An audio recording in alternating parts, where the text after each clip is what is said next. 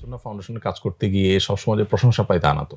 বহুত নেতিবাচক কথা শুনতে হয়। মানুষ ভুলভাল ধারণা থেকে অনেক মন্তব্য করে। আমার জীবনে কোরআনের বিভিন্ন আয়াত, কোরআনের বিভিন্ন সূরা, কোরআনের বিভিন্ন অংশ এটা আমার জীবনে অনেক বেশি প্রভাব ফেলেছে। ২ জন মানুষ নিয়ে আমরা শুরু করেছি। সেখানে এখন দুপুরবেলা আমাদের খাবারের বিল আসে ১৬ লাখ টাকা। যেকোনো একটা বই যেভাবে আমরা পড়ি, লেসন নেই, সেখানে একটা অর্গানাইজড ভাব দেখি যে একটা চ্যাপ্টার পর একটা চ্যাপ্টার, ক্রমবিন্যাস, একটা জিনিস একটার পর একটা হচ্ছে। যেখানে কোরআন প্রথম দৃষ্টিতে দেখলে মনে হবে যে ভাই এর কোথায় কি? এক ঘটনা শুরু হয়ে চলে গেল আরেক জায়গায়, হঠাৎ এইটা, তারপরে এটা। ইমাম তাওরাহ রাহমাতুল্লাহ তার স্টুডেন্টদেরকে একবার বলেছিলেন যে, আচ্ছা ৩০,০০০ পৃষ্ঠা বিশিষ্ট একটা কোরআনের ব্যাখ্যা গ্রন্থ যদি আমি লিখি কেমন হবে? একটা মহাগ্রন্থ মানব জাতির সকল বিষয়ের আলোচনা সেখানে থাকবে।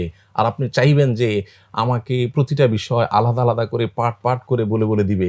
কিভাবে সম্ভব? আলিফ লাম মিম কোরআনের এমন যা শব্দগুলোর অন্তর্ভুক্ত যে শব্দগুলোর মিনিং আল্লাহ ছাড়া কেউ জানেন না, এবং কারণ এটা আরেকটা আলোচনার জায়গা, এবং এইটা নিয়ে আলাদা শাস্ত্র আছে যে আল্লাহ বলছেন তুমি আমার পথে যদি আসতে চাও, তোমাদের সদিচ্ছা থাকে, সত্যানুসন্ধানের দৃষ্টি থাকে এবং প্রচেষ্টা থাকে, আমি তোমাকে আসার জন্য পথ দেখাবো, অনেকগুলো পথ, একটা দুইটা পথ, অবশ্যই এবং অবশ্যই পথ দেখাবো। আজীব একটা বিষয়, কোরআন যেরকম পথ দেখায়, কোরআন কিন্তু গুমরাহ করে। কিভাবে গুমরাহ? আল্লাহ সুবহানাহু ওয়া তাআলা বলেছেন কিন্তু কোরআনে কারীমে, আল্লাহ বলেছেন লা তাকরাবুস সালাতা ওয়া আনতুম সুকারা, তোমরা মদ পান করে নামাজে যেও না, তার মানে আগে পরে খাও। এই আয়াত থেকে তো এটা বোঝা যায়।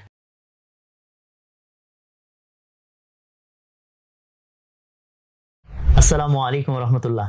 সুপ্রিয় দর্শক, আপনাদেরকে আবারও স্বাগতম জানাচ্ছি আমাদের বই কথার নতুন একটি পর্বে। এবং আপনারা আজকে দেখতেই পাচ্ছেন বই কথা এতদিন আমরা যে সেটআপে শুট করেছি, আজকে একটা নতুন সেটআপ। সেদিক থেকে পর্বটা বিশেষ, আর আজকে আরো একাধিক কারণে পর্বটা বিশেষ। আপনারা বলতে পারেন যে ভাই আপনি সব পর্বেই বলেন বিশেষ, বাট এটা যে আসলেই বিশেষের উপর বিশেষ সেটা প্রথমত আমরা দেখব। আজকে আমাদের কাছে সাথে যে গেস্ট আছেন, বাংলাদেশের এখন অনলাইন ইউজার অথচ ওনাকে চিনেন না এরকম মানুষ হয়তো খুঁজে পাওয়া যাবে না। শাহ আহমদুল্লাহ, যিনি সুন্নাহ ফাউন্ডেশনের মাধ্যমে এবং আরও বিভিন্ন কার্যক্রমের মাধ্যমে সারা বাংলাদেশে এবং এখন দেশের বাইরেও দাওয়াতি কার্যক্রম পরিচালনা করে যাচ্ছেন, উনি আছেন আজকে আমাদের সাথে গেস্ট হিসেবে। আর আপনারা জানেন যে আমরা প্রত্যেকটা পর্বে যেটা আমাদের থিম, সেটা হলো যে গেস্ট থাকেন ওনার লাইফে যে বইটা সবচেয়ে বেশি প্রভাব ফেলেছে, গেস্ট সেই বইটা নিয়ে কথা বলেন।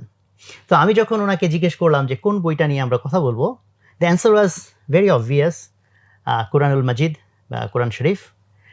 তো আজকে এমন একটা গ্রন্থ নিয়ে আসলে কথা বলা হবে, যে গ্রন্থটা নিয়ে আসলে কথা বলার যোগ্যতা অ্যাটলিস্ট আমার তো নাই, অবশ্যই নাই, বাট আমি লার্নার হিসেবে, শিক্ষার্থী হিসেবে কিছু প্রশ্ন করে জানার চেষ্টা করব, বোঝার চেষ্টা করব।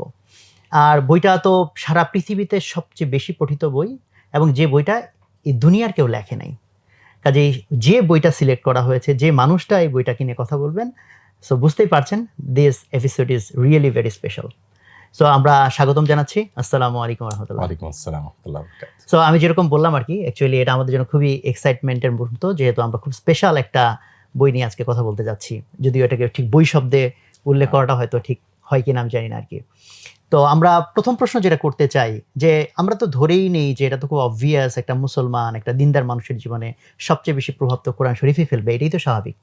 বাট এই স্বাভাবিকতার বাইরে থেকে কি আপনি একটু অ্যান্সারটা করতে চান কিনা, যে কেন আপনি মনে করলেন যে এই বইটা আপনার লাইফে সবচেয়ে বেশি প্রভাব ফেলেছে? ধন্যবাদ আপনাকে।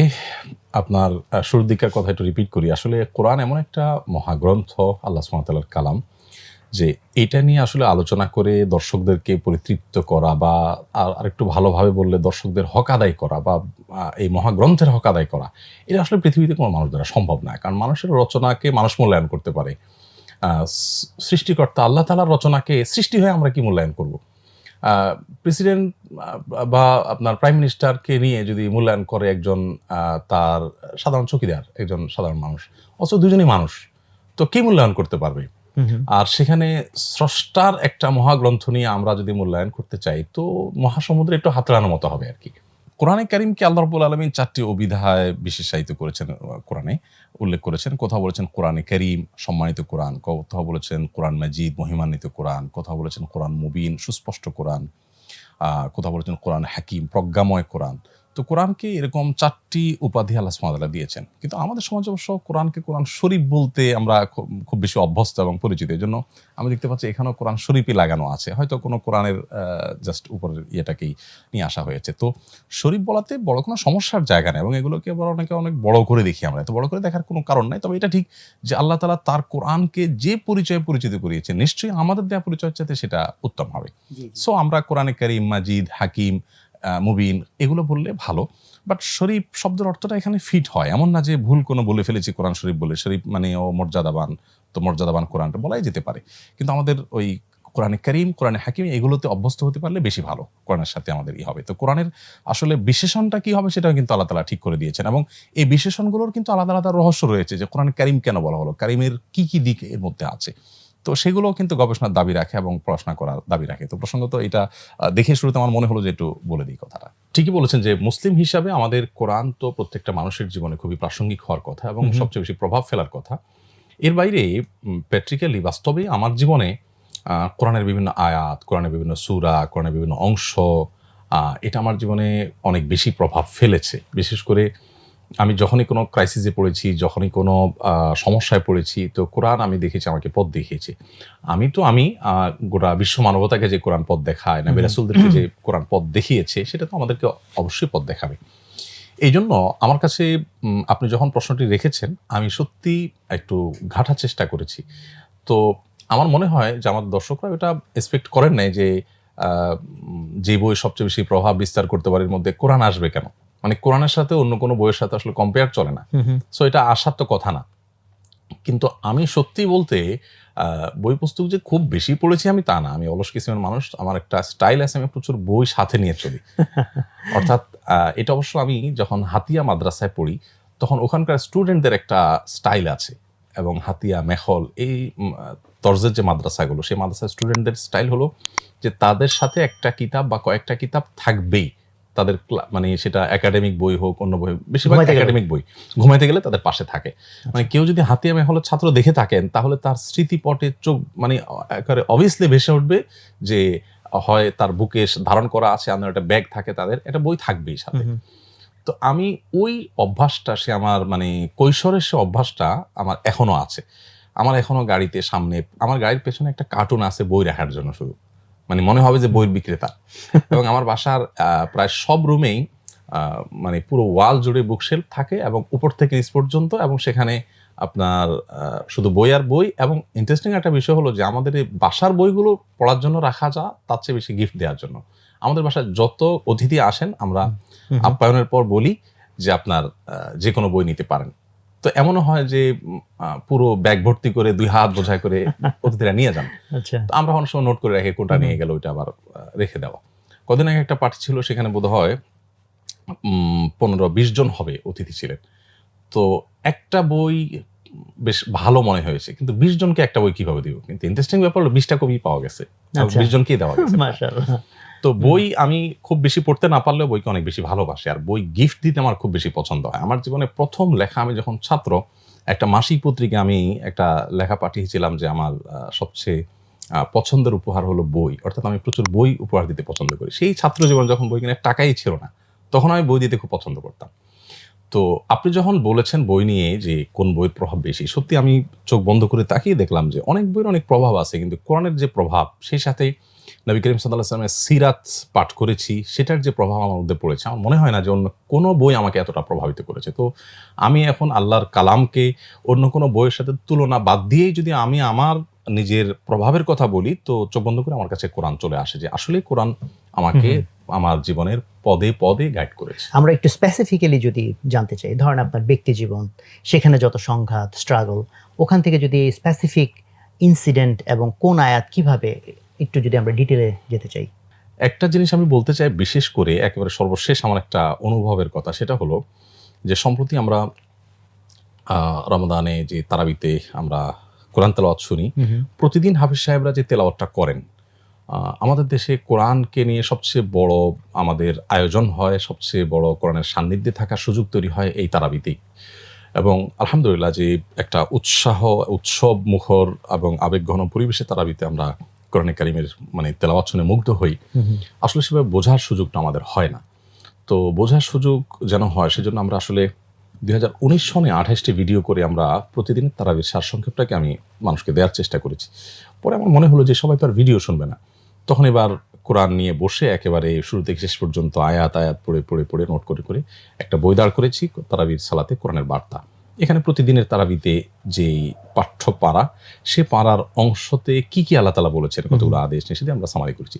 এই বইটা রচনা করতে গিয়ে আমার কাছে একটা জিনিস মনে হয়েছে যে কোরআনের একেবারে শুরু হয়েছে আদম আলাইহিস সালামের ঘটনা নিয়ে, একেবারে শেষ পর্যন্ত যতগুলো পারা আছে প্রায় সব পারাতেই আল্লাহ তাআলা প্রচুর পরিমাণে ইতিহাস উল্লেখ করেছেন। কোরআনে কিন্তু যদি আপনি আমাকে বলেন সবচেয়ে বেশি অংশ জুড়ে কি আছে, তো আমার মনে হয় ঘটনাবলী এবং ইতিহাস সবচেয়ে বেশি হবে পরিমাণে, মানে বেশি আয়াত আল্লাহ তাআলা ব্যবহার করেছেন এটার জন্য।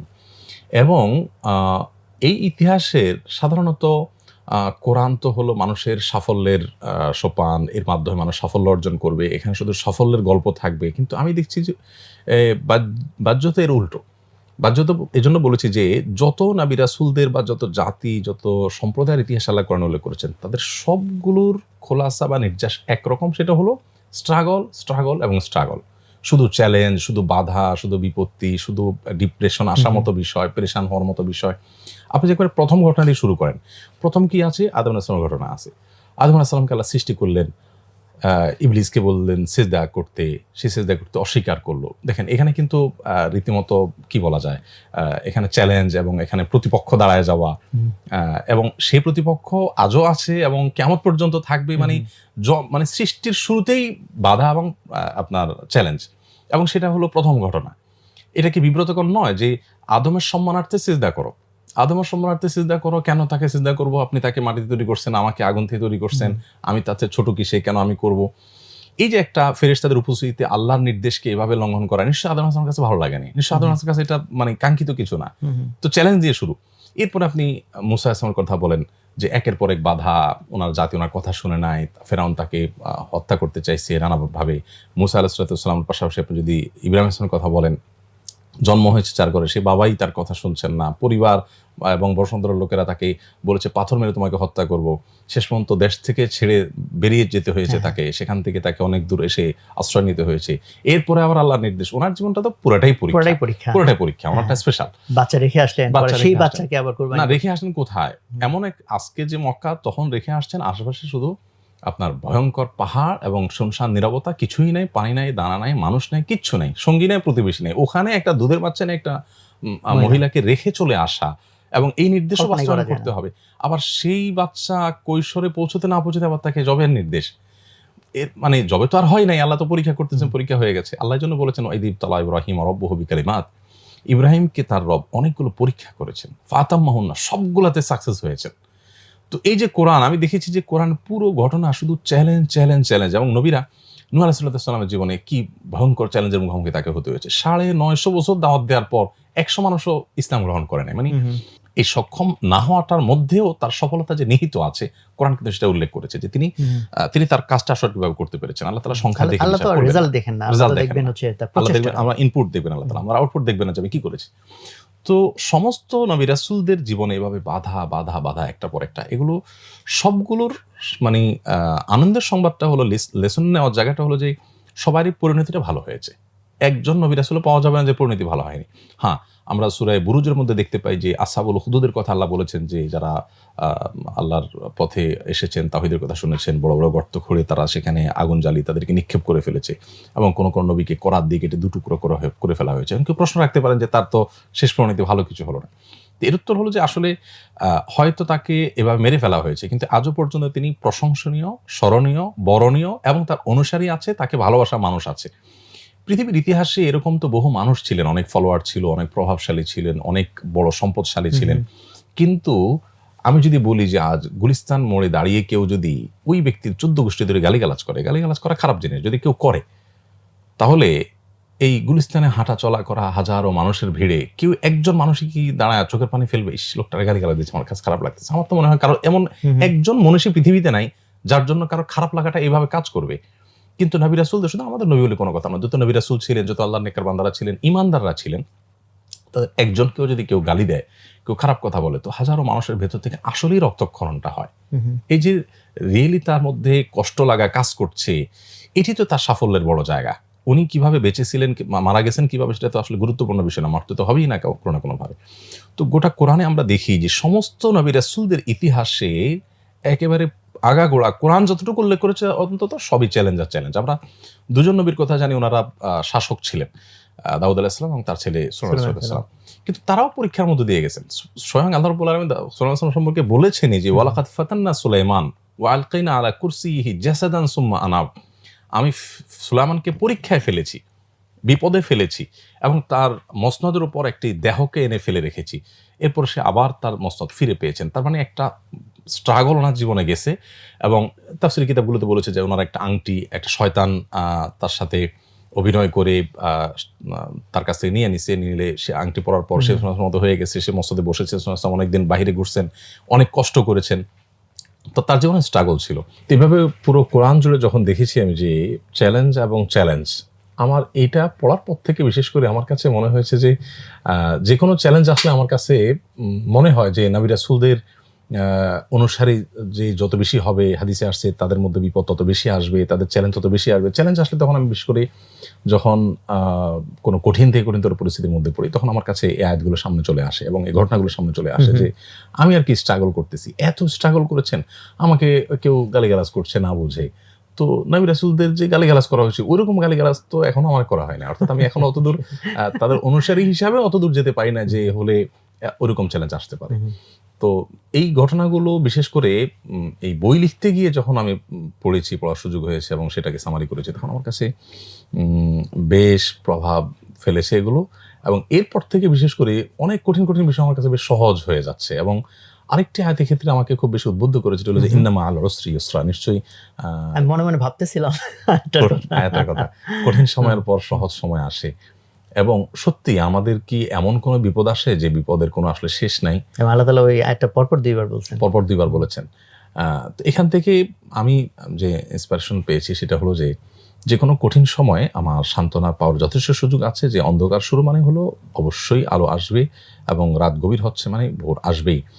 আর পৃথিবীর সেই প্রথম মানুষ আদম আলাইহিস সালাম থেকে নিয়ে শুরু করে আজও পর্যন্ত প্রত্যেকটা মানুষের ইতিহাসই প্রায় একই ঘুরে ফিরে, যে যদি তারা সবর করতে পারে, ধৈর্য ধারণ করতে পারে, আল্লাহর ফয়সালায় সন্তুষ্ট হতে পারে, একটা পর্যায়ে আল্লাহ তাআলা তার এই সমস্যাগুলো রাখেন না। জাস্ট একটা সাময়িক পরীক্ষা থাকে, একটা সময় পার হতে হয় তাকে।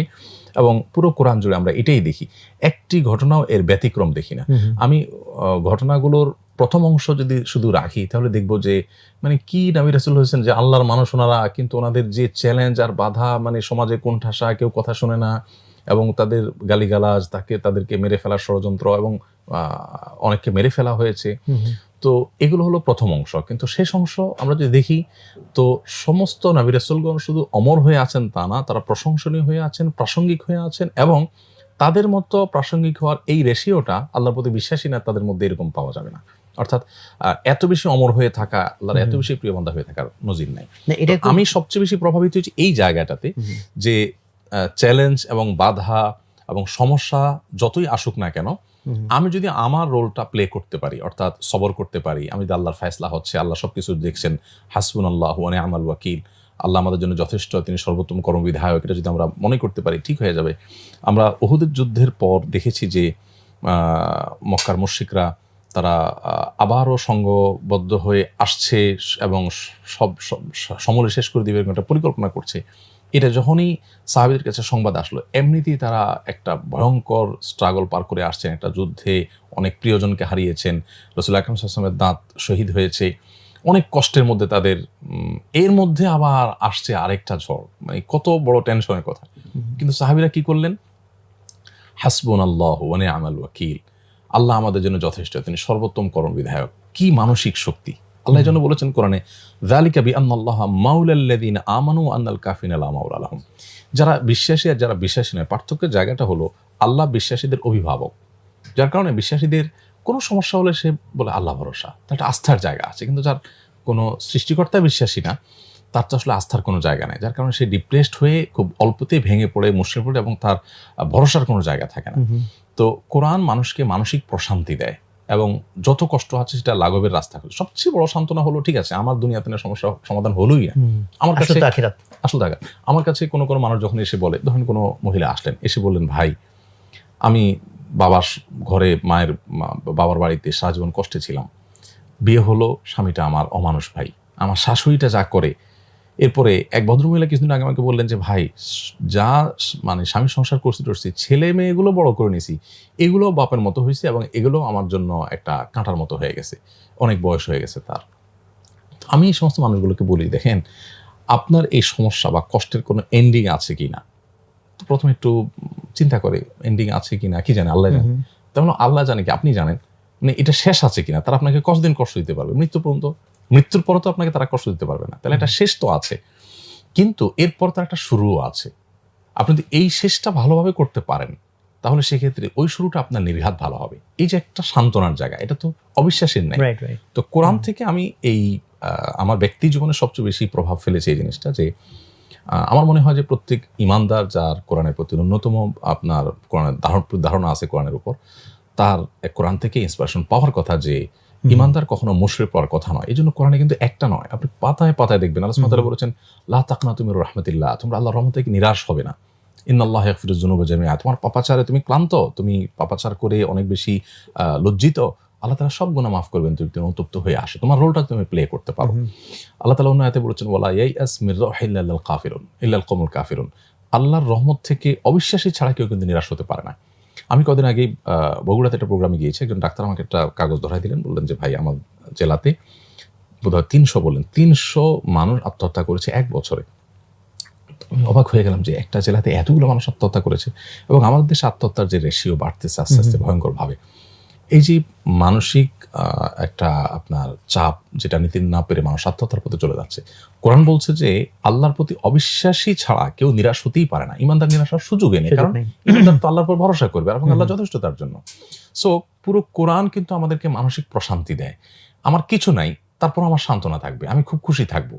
এটা যদি কেউ পেতে চায় তো কোরআনই একমাত্র তার অবলম্বন। সে যদি কোরআনকে যায় দেখতে পাবে যে সে কিছু না থাকার পর তার সান্ত্বনার জায়গা আছে, এবং সে হ্যাপি হওয়ার সুযোগ আছে, সে সুখী হওয়ার সুযোগ আছে। নবী সাল্লাল্লাহু আলাইহি ওয়াসাল্লাম বলেছেন লাইসাল গিনা বিকাসরাতিল আরদ, অনেক সম্পদের মালিক হয়ে যাওয়া এটা আসলে ধনী হওয়া না।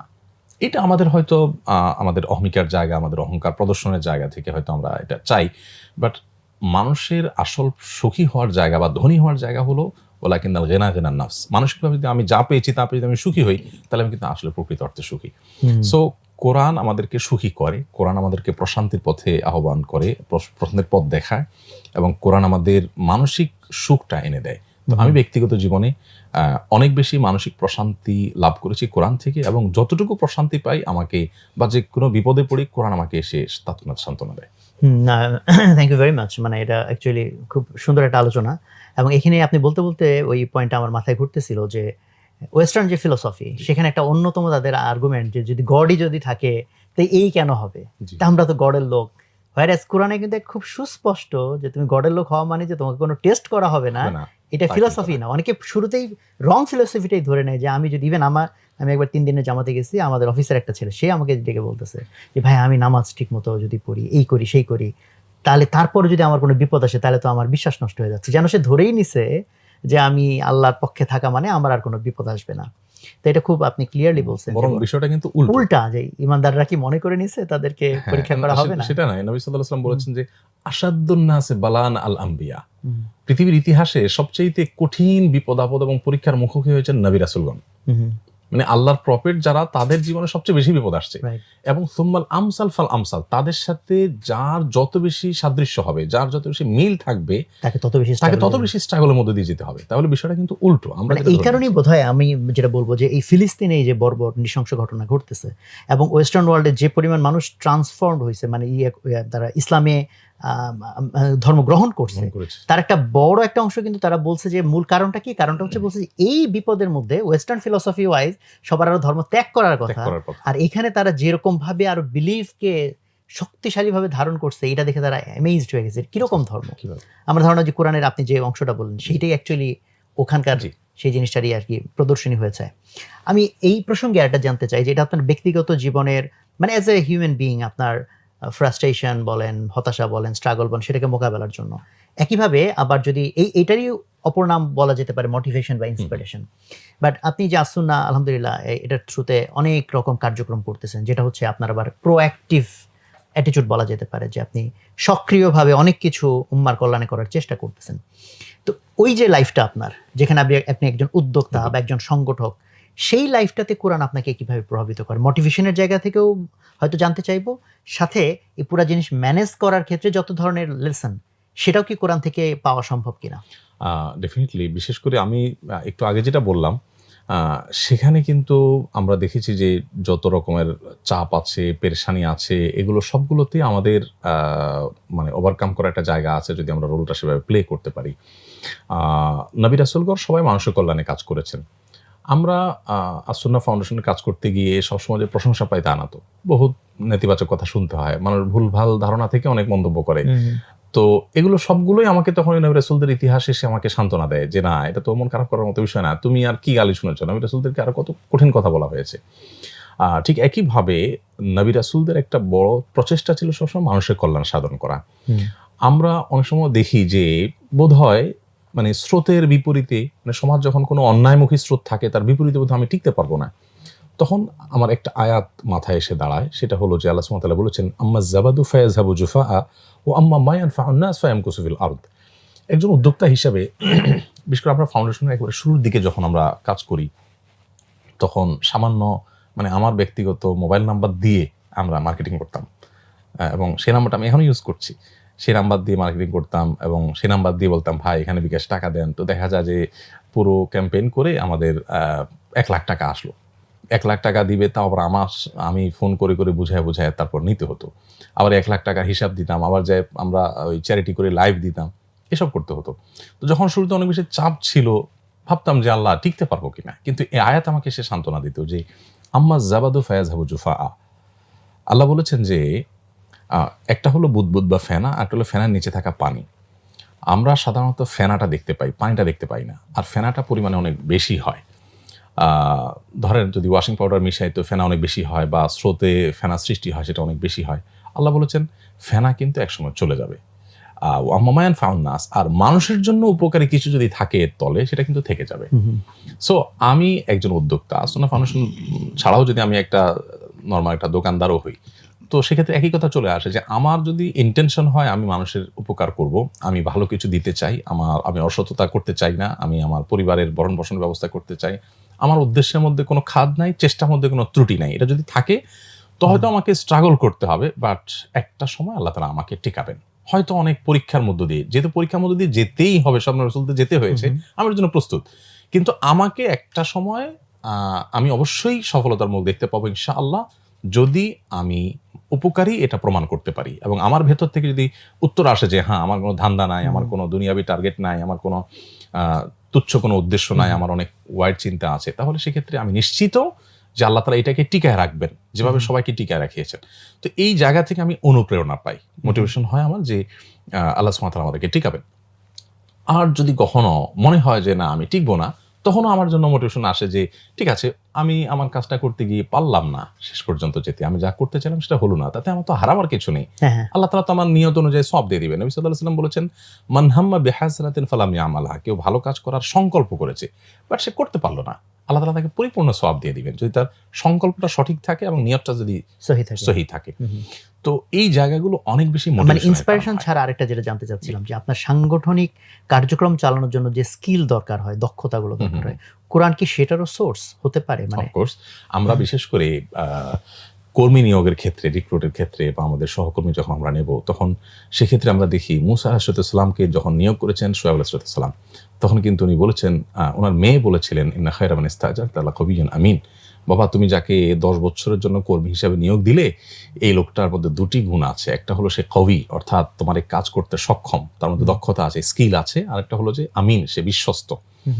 তো আমরা সেজন্য শুধুমাত্র দক্ষতা দেখি না, বিশ্বস্ততা দেখি, আবার শুধু বিশ্বস্ততাও দেখি না, দক্ষতাও দেখি। অর্থাৎ একটা লোক খুব ভালো, প্রচন্ড আল্লাহওয়ালা, তার মানে ত্রুটি কোন নাই, চিন্তাতে, ইচ্ছাতে সবই ঠিক আছে, বাট তার কোনো যোগ্যতা নেই, তো দক্ষতা নাই, তাহলে তাকে দিয়ে আমার চলবে না। আবার লোকটা খুবই ভালো, যোগ্য অ্যাজ এ মানুষ, তার স্কিলটা খুব ভালো, কিন্তু তার উদ্দেশ্যে ত্রুটি আছে বা আমলে ত্রুটি আছে, তখন তাকে আমরা উপযুক্ত মনে করি না।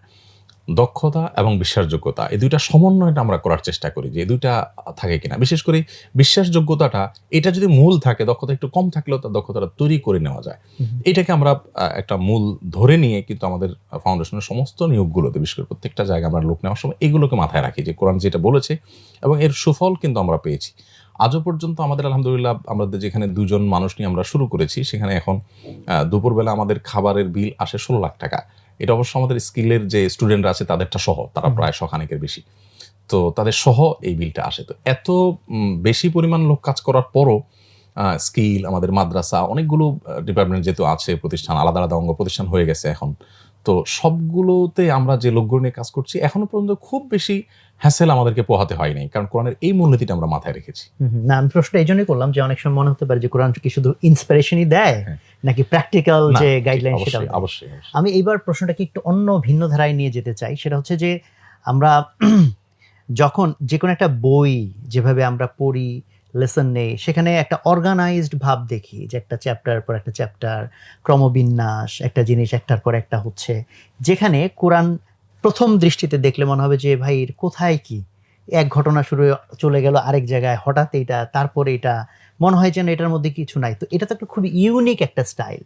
তো এই স্টাইলটার বিষয়ে আপনি কি বলবেন? খুব বেশি কিছু বলার নেই আমার, কারণ আমার খুব ধারণা খুব বেশি কিছু নেই। তবে আমি একটা জিনিসকে এটার সাথে একটু কম্পেয়ার করতে চাই, সেটা হলো যে মানুষ আসলে, আমরা যা শিখি, ধরুন আমি বাংলা ভাষা শিখেছি, একই সাথে আমি কিন্তু আরবি ভাষাও শিখছি মাদ্রাসা ব্যাকগ্রাউন্ড স্টুডেন্ট হিসাবে। এখন ধরেন আমি বাংলা ভাষা আরো ভাষা শিখেছি, আমার বাংলা ভাষা শেখার একটা পদ্ধতি আর আরবি ভাষা শেখার কিন্তু আরেকটা পদ্ধতি ছিল। এখন আপনি যদি আমাকে বলেন যে আপনি বাংলা ভাষা ভালো পারেন নাকি আরবি ভাষা ভালো পারেন, তো নিঃসন্দেহে উত্তর আসবে বাংলা ভালো পারি। বাংলা আমার মায়ের ভাষা, এই ভাষায় আমি যতটা পারি, এই ভাষার যত খুঁটিনাটি আমার জানা আছে, আরবি ভাষার নিশ্চয়ই এতটা জানা থাকার কথা না। আমি কেন, সবার ক্ষেত্রে একই কথা প্রযোজ্য হবে। তো বাংলা ভাষা আমি কিভাবে শিখেছি দেখুন, বাংলা ভাষা তো আমি ব্যাকরণ, গ্রামার ধরে ধরে একেবারে অর্গানাইজ ছিল না, অর্গানাইজ কিচ্ছু ছিল না। আমি আজকে একটা শব্দ শুনছি আম্মুর কাছ থেকে, কালকে আমার বাবার কাছ থেকে, কালকে আরেকজনের কাছ থেকে এটা শুনেছি, শুনতে শুনতে আমি কিন্তু বাংলা ভাষা সবকিছু রপ্ত করে ফেলেছি। কিছুই আমাকে শেখানো হয় না, কিন্তু আমি সবকিছু শিখে ফেলেছি। তো আমার মনে হয় যে মানুষের প্রকৃতিটাই এরকম, মানুষ এভাবে শিখতে বেশি স্বাচ্ছন্দ্য বোধ করে বা মানুষ বেশি রপ্ত করতে পারে।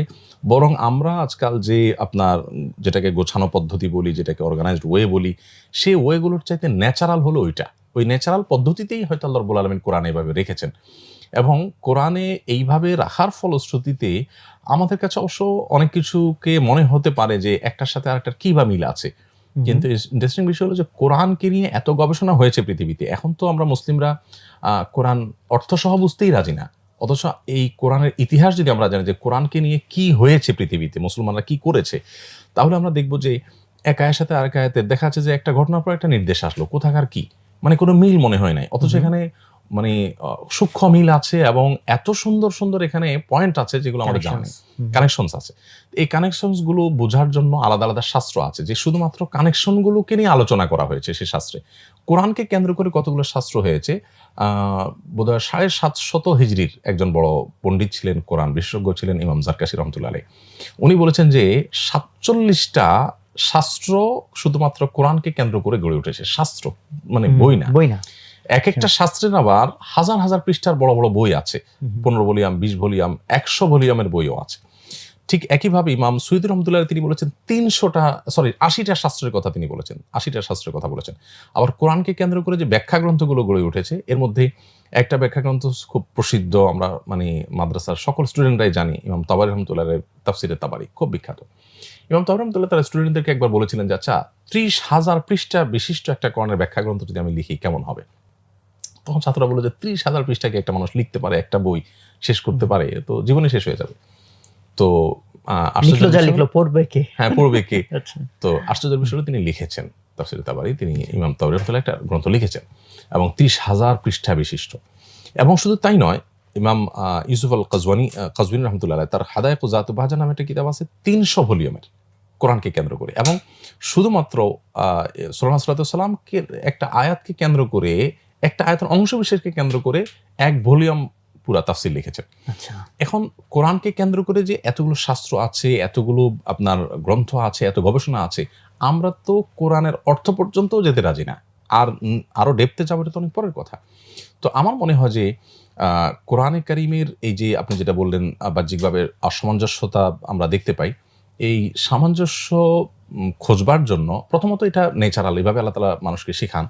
আর দ্বিতীয়ত হলো যে এটার সূক্ষ্ম সামঞ্জস্য যেটা, সেই সূক্ষ্ম সামঞ্জস্যতা নিয়ে বহু গবেষণা আছে, বহু শাস্ত্র আছে, সেগুলো অধ্যয়ন করলে আমাদের কাছে জিনিসটা আরো ক্লিয়ার হবে। তো ওই জায়গা থেকেই এই প্রশ্নটা আমি আসলে আসতাম, তো ভালো হয়েছে যে আপনি প্রসঙ্গটা নিয়ে আসছেন। যে মানে ধরেন যে এরকম একটা সিচুয়েশন যে একজন মানুষ যে কোরআন সম্পর্কে জানে না, এমন দেশে সে গড়ে উঠেছে, ইসলামিক কালচার জানে না, জি। তো কোরআনের সে নাম শুনলো, নাম শুনে জিজ্ঞেস করলো যে ভাই কোরআন কি, তো বললো এটা একটা বই, যে আল্লাহ তাআলা পাঠাইছেন, সৃষ্টিকর্তা পাঠাইছেন। তো উনি জিজ্ঞেস করলো যে ভাই এটা কিসের বই, যেটা আপনি বলছেন যে এর ভিতরে অনেক রকম শাস্ত্র আছে, বাট এই কোশ্চেনটা যদি আপনাকে করা হয়, কারণ সব ধরনের শাস্ত্র হয়তো আমরা সবাই ঘাটাঘাটি করার সুযোগ পাইনি, বাট আপনার দৃষ্টিতে যেমন এইটুকু খুব ক্লিয়ার, কোরআন একটা বুক অফ ইন্সপিরেশন, এটা আপনার এতক্ষণের বক্তব্য থেকে ক্লিয়ার, বাট এর বাইরে যদি আপনাকে জিজ্ঞেস করা হয় যে ভাই কোরআন কিসের বই, এই প্রশ্ন আপনাকে করতে থাকলো, ভাই বলেন না কিসের বই, কি কি জিনিস আপনার মাথায় আসে, কোরআন কিসের বই? দেখুন, কোরআনের পরিচয় যদি আপনি জানতে চান, তো সেটা কিন্তু কোরআনে বহু জায়গায় দেওয়া আছে। কোরআন নিজেই বলছে যে কোরআনটা কি, কোরআন কোত্থেকে আসছে, তার ঠিকানা কি। তো আল্লাহ সুবহানাহু ওয়া তাআলা বলেছেন যে ইন্নাহু লাকুরআনুন কারীম, নিশ্চয়ই এটি সম্মানিত কোরআন। প্রসঙ্গত বলি, কোরআন শব্দটা মানে এটা কিরাআহ মূল ধাতু, মানে পাঠ্য, সেখান থেকে নিশ্চয়ই এটি সম্মানিত পাঠ্য মহাগ্রন্থ, যেটি ফি কিতাবে মাকনুন, অদৃশ্য কিতাবে, দৃশ্য জগতের বাইরে সেটি লিপিবদ্ধ আছে। অন্য আয়াতে আল্লাহ বলেছেন যে ফি লাওহে মাহফুজ, এটি মানে সংরক্ষিত ইয়েতে, কাঠে বা আপনার বোর্ডে লেখা আছে। তো এই যে লৌহে মাহফুজ বলা হচ্ছে, কিতাব মাকনুন বলা হচ্ছে, এখান থেকে আল্লাহ সুবহানাহু ওয়া তাআলা যেটি বোঝাতে চাচ্ছেন সেটা হচ্ছে এই কোরআনটা আল্লাহ তাআলার কালাম, আল্লাহর আদেশ নিষেধ, আল্লাহর বর্ণনা, আল্লাহর কথামালা, সেটা সংরক্ষিত আছে লৌহে মাহফুজে, সেটা আল্লাহ রাব্বুল আলামিনের ঊর্ধ্ব জগতে সংরক্ষিত। সেটাই বিভিন্ন সময়ে সময়ে আল্লাহ তাআলা জিবরিলের মাধ্যমে আমাদের নবীর কাছে পাঠিয়েছেন। সেটার মানে প্রিন্টেড কপি বলি আমরা, বা যেভাবে বলি, সেই ভার্সনটা আমাদের কাছে আছে। তার মানে এই কোরআনের মূল কপিটা আল্লাহ তাআলার কাছে, এটা আল্লাহ তাআলার কাছ থেকে এসেছে। এবং এই কোরআনের পরিচয় কোরআনের বিভিন্ন জায়গায় আল্লাহ তাআলা বলেছেন, এবং কোরআনের নামে আল্লাহ শপথ করেছেন, কফ ওয়াল কোরআনিল মাজিদ, সম্মানিত কোরআনের শপথ। এভাবে গোটা কোরআনে কিন্তু বিভিন্ন জায়গায় কোরআনের পরিচয় উল্লেখ করেছেন। তো এর মধ্যে দুইটা পরিচয় আমরা উল্লেখ করলাম, যে এটি কিতাব মাকনুনে আছে, এটি লোহে মাহফুজে আছে, মানে আল্লাহ তাআলার কাছ থেকে আসা একটা মহাগ্রন্থ। এটা কোনো মানুষের রচনা নয়। আল্লাহ সুবহানাহু ওয়া তাআলা কোরআনে কিন্তু একাধিক জায়গায় চ্যালেঞ্জ করেছেন মানুষ যারা অবিশ্বাসী তাদের কাছে, যে যদি কোরআন কোনো মানুষের রচনা হতো তাহলে সেক্ষেত্রে এটাতে তোমরা নানা বৈপরীত্য দেখতে পেতে, অথচ এখানে কোনো বৈপরীত্য নেই। আবার তোমরা যদি এটা নিজেরা যদি এই কোরআনের মতো একটা অনুরূপ সূরা তৈরি করতে পারো, তাহলে বুঝতে পারো এটা মানুষের তৈরি। আমরা বিশেষ করে নাজাশী, রাসূল আকরাম সাল্লাল্লাহু আলাইহি ওয়াসাল্লামের সময়কার শাসক নাজাশীর একটা ঘটনা জানি, যে তিনি যখন নবী করিম সাল্লাল্লাহু আলাইহি ওয়াসাল্লামের নবুয়তের সংবাদ পেলেন, হিজরত করে যখন সাহাবীদের একটা দল মক্কা থেকে তার ইথিওপিয়াতে গেলেন, তখন আবু সুফিয়ানের নেতৃত্বে এবং মক্কার মুশরিকদের নেতৃত্বে যখন রাসূল আকরাম সাল্লাল্লাহু আলাইহি ওয়াসাল্লামের বিপরীতে তাকে কিছু বলা হলো, তখন তিনি বিষয়টাকে একটু ভেরিফাই করার জন্য, তার বিশ্বাস হয়েছে, ইমান এনেছেন, ভেরিফাই করার জন্য কিছু লোক পাঠালেন। সে মানুষগুলো আসার পর নবী করিম সাল্লাল্লাহু আলাইহি ওয়াসাল্লামকে বললেন, আচ্ছা আপনার কাছে যে কোরআন বলছেন, আপনি কোরআন আল্লাহ তাআলার পক্ষ থেকে আসে বলেছেন, জিবরিল এসে নাজিল করে দিয়ে যায়, একটু শোনান আমাদেরকে। ওনারা শুনলেন, শোনার পরে তারা কেঁদে দিলেন, এবং তারা তৎক্ষণাৎ ঈমান আনলেন, এবং তারা বললেন যে এটা কোনো মানুষের বানানো গ্রন্থ হতে পারে না। এই ঘটনার পর আল্লাহ তাআলা আয়াত নাজিল করেছেন যে মানে মহাগ্রন্থ আল কোরআন যদি কেউ সত্যানুসন্ধানের দৃষ্টি নিয়ে পড়ে, সে এর কাছে সারেন্ডার করতে বাধ্য। আমি অতি সম্প্রতি একজন বড় গবেষকের কথা জানি, যিনি প্রচণ্ড ইসলাম এবং মুসলমান বিদ্বেষী ছিলেন। আমার মনে আছে 2010-11 সনের দিকে আমি সোশ্যাল মিডিয়াতে, ফেসবুকে তার বিভিন্ন মানে মুসলিম বিদ্বেষী কর্মকাণ্ডের বিরুদ্ধে আমি লেখালেখি করেছি। কদিন আগে, আমার নামটা মনে আসছে না ভদ্রলোকের, কদিন আগে আমার অফিসে এক ভদ্রলোক এসে বললেন যে আচ্ছা এই লোকটার বক্তব্য শুনুন তো, এই লোকটা দেখেন তো, বলে যে যদি কেউ ভালো মুসলিম হতে চায়, সে যদি ইসলামটাকে আসলে ফিল বা অনুভব করতে চায় বা ভেতরে ধারণ করতে চায়, তাহলে তাকে কোরআন পড়তে হবে এবং সিরাত পড়তে হবে। এই লোকটাকে দেখেন, আমি দেখি চেহারাটা খুব ফেসটা খুব পরিচিত মনে হচ্ছে। তখন বললাম যে আরে এই লোক তো মানে চিহ্নিত ফ্রান্সের ইসলাম বিদ্বেষী। বলে হ্যাঁ তাই ছিল, কিন্তু লোকটা ইসলাম গ্রহণ করেছেন এবং তিনি কোরআনের গবেষণা পড়তে পড়তেই কোরআন থেকে হেদায়েত পেয়েছেন। আপনি দেখবেন যে ওমর রাদিয়াল্লাহু তাআলার একই ঘটনা, যে কোরআন শুনেই কিন্তু হেদায়েত পেয়েছেন। তোফাইল ইবনে আমর আদ-দৌসী রাদিয়াল্লাহু তাআলা আনহু ইয়ামানের খুব নামকরা কবি ছিলেন। উনি যখন মক্কা আসলেন, ওনার বন্ধুরা বললেন যে দোস্ত এখানে তুমি আছো ভালো কথা, মুহাম্মদ সে আল্লাহর কাছ থেকে কি কোরআন নিয়ে আসছে, সে বলে আল্লাহর কাছ থেকে আসছে, জিবরিল দিয়ে যায়, আমরা তাকে বিশ্বাস করি না। কিন্তু তুমি কিন্তু ইন্টারেস্টিং বিষয় হলো তার এটা শুনলে কিন্তু মানুষ ইন্সপায়ার্ড হয়ে যায়। মানে কেউ যদি নির্মমভাবে আপনার সত্য সন্তানের দৃষ্টি নিয়ে এসে শুনে, তো সে কিন্তু প্রভাবিত হয় এবং তার প্রতি ঈমান নিয়ে আসে। তো বাবার ধর্ম ছেড়ে তুমি তার প্রতি অনুসারী হয়ে যাবে, এটা আমরা চাই না। সো তুমি একটু কান বন্ধ করে তওয়াফ সাই এগুলো করবা মক্কায়। তখন ওমরা করতে আসছে দূর থেকে, বন্ধুদের পরামর্শ অনুযায়ী উনি কানে তুলা যাতে কিছু দিয়ে পুরা তওয়াফ সাই শেষ করলেন। এরপর হঠাৎ মনে হলো যে আমি এত বড় সাহিত্যিক বুদ্ধিজীবী মানুষ, আমাকে একটা মানুষ কিছু বলবে আর এটা শুনে আমি তার মন্ত্রমুগ্ধ হয়ে যাবো, এটা কিভাবে সম্ভব? উনি সেগুলো খুলে ফেললেন। খুলে ফেলে একটু স্বাভাবিকভাবে উনি চলাফেরা করলেন। এর মধ্যে তার কানে ভেসে আসলো কোরআন কারীমের আয়াত। তারপর তিনি ব্যাকুল হয়ে গেলেন যে আমি একটু লোকটার সাথে দেখা করতে চাই যার কাছে এটা আসছে। তখন আলী রাদিয়াল্লাহু সাথে নিয়ে গেলেন এবং তার প্রতি ঈমান আনলেন। ঈমান এনে তিনি ইয়ামানে ফেরত গেলেন। ফেরত যেয়ে তিনি ইয়ামানে সর্বপ্রথম ইসলাম প্রবেশ করে এভাবে। তো কোরআনের মিরাকলটা আমরা দেখি যে কোরআন এভাবে মানুষকে আপনার প্রত্যেকটা মানুষের ভিতরে পরিবর্তন আনে এবং এমন পরিবর্তন আনে যে ভেতর থেকে তাকে পরিবর্তন আনে। আজও আমরা মুসলমানরা যে যতটুকু ইসলাম থেকে দূরে সরে আছি, আমি মনে করি যে কোরআন থেকে আমাদের ততটা দূরে থাকার কারণে আমরা কোরআনকে যে যতটা অনুভব করতে পারবো, যতটা ধারণ করতে পারবো, আমাদের ইসলামটা ততটা সুন্দর হবে, ইসলামের প্রতি আমরা ততটা অগ্রসর হতে পারবো ইনশাআল্লাহ তাআলা। এটা আমার সেই সাথে কোরআনে তো আসলে অনেক ধরনের বিষয়বস্তু, যেটা আমি জিজ্ঞেস করছিলাম যে কোরআন কিসের বই। যেমন আল্লাহ তাআলা কোরআনকে শিফা হিসেবে বলেছেন, বা এটার মধ্যে বিজ্ঞান আছে, এটার মধ্যে হয়তো গণিত আছে। সো সেই হিসেবে দেখলেই আপনার কাছে এইটা যদি আপনি বলেন তাহলে আমি বলবো সূরা আনআমের 59 নম্বর আয়াতের কথা। আল্লাহ বলেছেন ওয়ালা রাতবিন ওয়ালা ইয়াবসিন লা ফি কিতাবিন মুবিন। কোনো আর্দ্র কোনো শুষ্ক এমন কিছু না যেটা কোরআনে নাই। ইন্টারেস্টিং বিষয় যে এমন কিছু নাই যেটা কোরআনে নাই। কিন্তু অনেকে বলতে পারে যে ভাই 5 ওয়াক্ত নামাজ ঠিক 5 এইভাবে উল্লেখ নাই, বা নামাজ আমি কিভাবে পড়বো সেটা উল্লেখ নাই, তাহলে সব আছে, এটার ব্যাখ্যা কি? সবই আছে। যেমন 5-এর কথা তো এক আয়াতে আল্লাহ তাআলা 5 টাইম নামাজের কথা ইঙ্গিত করেছেন, এরকম বহু জায়গা আছে, 1-2 জায়গা না। তোমরা আল্লাহ তাআলা তাসবিহতে রত থাকো সকাল সন্ধ্যায়, দিনের শুরুতে শেষাংশে, এরকম বিভিন্নভাবে আল্লাহ সুবহানাহু ওয়া তাআলা 5 ওয়াক্ত সালাতের কথা বলেছেন। এখন একটা মহাগ্রন্থ মানব জাতির সকল বিষয়ের আলোচনা সেখানে থাকবে, আর আপনি চাইবেন যে আমাকে প্রতিটা বিষয় আলাদা আলাদা করে পাঠ করে বলে দিবে, কিভাবে সম্ভব? তাহলে এটা মানুষের এই বই আর আল্লাহর মহাগ্রন্থের মধ্যে পার্থক্য কোথায়? যে মহাগ্রন্থ আল কোরআনে আল্লাহ তাআলা শুরুতেই বলে দিচ্ছেন লা রাইবা ফি, এখানে কোনো সন্দেহের কিছু নেই। আবার আল্লাহ বলছেন ওয়ালা রাতবিন ওয়ালা ইয়াবসিন লা ফি কিতাবিন মুবিন, শুষ্ক আর্দ্র এমন কিছু নাই যে এই সুস্পষ্ট কোরআনে নাই। 5 ওয়াক্ত সালাত কিভাবে পড়বো? আপনি বলছেন কোরআনে নাই, আমি তো বলছি আছে। কিভাবে আসে? আল্লাহ সুবহানাহু ওয়া তাআলা বলেছেন যে তোমরা রাসূলকে আল্লাহ তাআলা বলছেন যে আমি তোমার প্রতি কোরআন জিকির নাজিল করেছি লিতুবাইয়িনা লাহুম, যাতে তুমি এটা মানুষকে ব্যাখ্যা করে দাও। এখন আল্লাহ তাআলা রাসূলকে বলেছেন রুকু করো, সিজদা করো, নামাজ পড়ো। ওনাকে আল্লাহ তাআলা ব্যাখ্যা করার নির্দেশ দিয়েছেন এবং তাকে ব্যাখ্যাও তার কাছে নাজিল করে তাকে ব্যাখ্যা করতে দিয়েছেন। তাহলে আমি কোরআনে নামাজের নির্দেশ পেয়েছি, বাট কিভাবে পড়বো সে নির্দেশ পাই নাই। এই কথা তো সঠিক না, কারণ কিভাবে পড়বো সে পদ্ধতিও তো আল্লাহ বলে দিয়েছেন যে এই রুটে যাও, রাসূলকে অনুসরণ করো। তাহলে রাসূলকে অনুসরণ করার রুট আল্লাহ তাআলা কিন্তু দেখাই দিয়েছেন। এখন আমি যদি বলি যে না আমি তাহলে নামাজের পদ্ধতিটা তো কোথা থেকে পাবো, তো আমি বলবো যে এই যে আল্লাহ বলেছেন যে রাসূলকে দেওয়া হয়েছে তাকে অনুসরণ করো, ফলো করো, তাহলে সেখান থেকে তো আমি পদ্ধতি পাচ্ছি। তাহলে কোরআনকে আসলে আপনি ওই অ্যাঙ্গেল থেকে যদি বলেন যে কোরআন কিসের কিতাব, তো আসলে বলতে আমাদের দিন শেষ হবে, রাত শেষ হবে, আমরা বলে শেষ করতে পারবো না। বিশেষ করে আল্লাহ সুবহানাহু ওয়া তাআলা কোরআনে তথ্য ইনফরমেশন দিয়েছেন, শুধু ইতিহাস না। আপনি সূরা নাহলের 8 নম্বর আয়াত যদি দেখেন, আল্লাহ তাআলা বলেছেন ওয়াল খায়লা ওয়াল বিগালা ওয়াল হামিরা লিতারকাবুহা ওয়া জিনা, গাদা খচ্চর এই জাতীয় যে প্রাণীগুলো আছে এগুলো তোমরা বাহন হিসাবে গ্রহণ করো এবং তোমাদের শোভারও কারণ। কিন্তু এই যে বাহন হিসাবে তোমরা গ্রহণ করছো, আল্লাহ আয়াতে শেষাংশে বলছেন যে ওয়ায়াখলুকু মা লা তা'লামুন, এবং আল্লাহ তাআলা এমন অনেক বাহন সৃষ্টি করবেন যা তোমরা জানো না। এখন ধরেন আমি যদি আপনাকে বলি চলেন আমরা একটু 1400 বছর আগে একটু যাই। 1400 বছর আগে গিয়ে যদি আমরা সেই সমাজে দাঁড়িয়ে একটু চিন্তা করার চেষ্টা করি যে গাধা, খচ্চর, ওঁট, আর কি হতে পারে, তখনকার মানুষের চিন্তায় হয়তো আসবে যে ঠিক আছে এই ওঁটের মতোই আরেকটা প্রাণী হয়তো হবে, আরো জোরে ছুটতে পারে, এরকম কিছু। ধরেন আমরা আজকে যে সমস্ত বাহন দেখছি, ধরেন জাহাজের কথা বলি বা উড়োজাহাজের কথা বলি, এগুলো কথা থেকে তখনকার মানুষের স্মৃতিতেও আসছে। কিন্তু আল্লাহ বলেছেন তোমরা জানো না এমন অনেক বাহন সৃষ্টি হবে।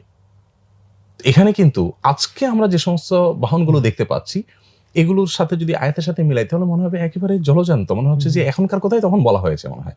মানে 1400 বছর আগে চিন্তা করলে একরকম, আমি এখন চিন্তা করলে মনে হবে যে একটা মানে আল্লাহ তাআলার একটা আয়াতের অংশ বিশেষ সেটা 1400 বছর পরে মনে হচ্ছে এখনকার জন্য শাশ্বত একেবারে। এইভাবে আপনি পুরো কোরআনে যদি আপনি বলেন যে কিসের গ্রন্থ, তো আমি বলবো যে কিসের না, কিসের গ্রন্থ এই প্রশ্নটা না করে বলতে হবে কোরআনে নাই কি, সেটা মনে হয় বেশি প্রাসঙ্গিক হবে।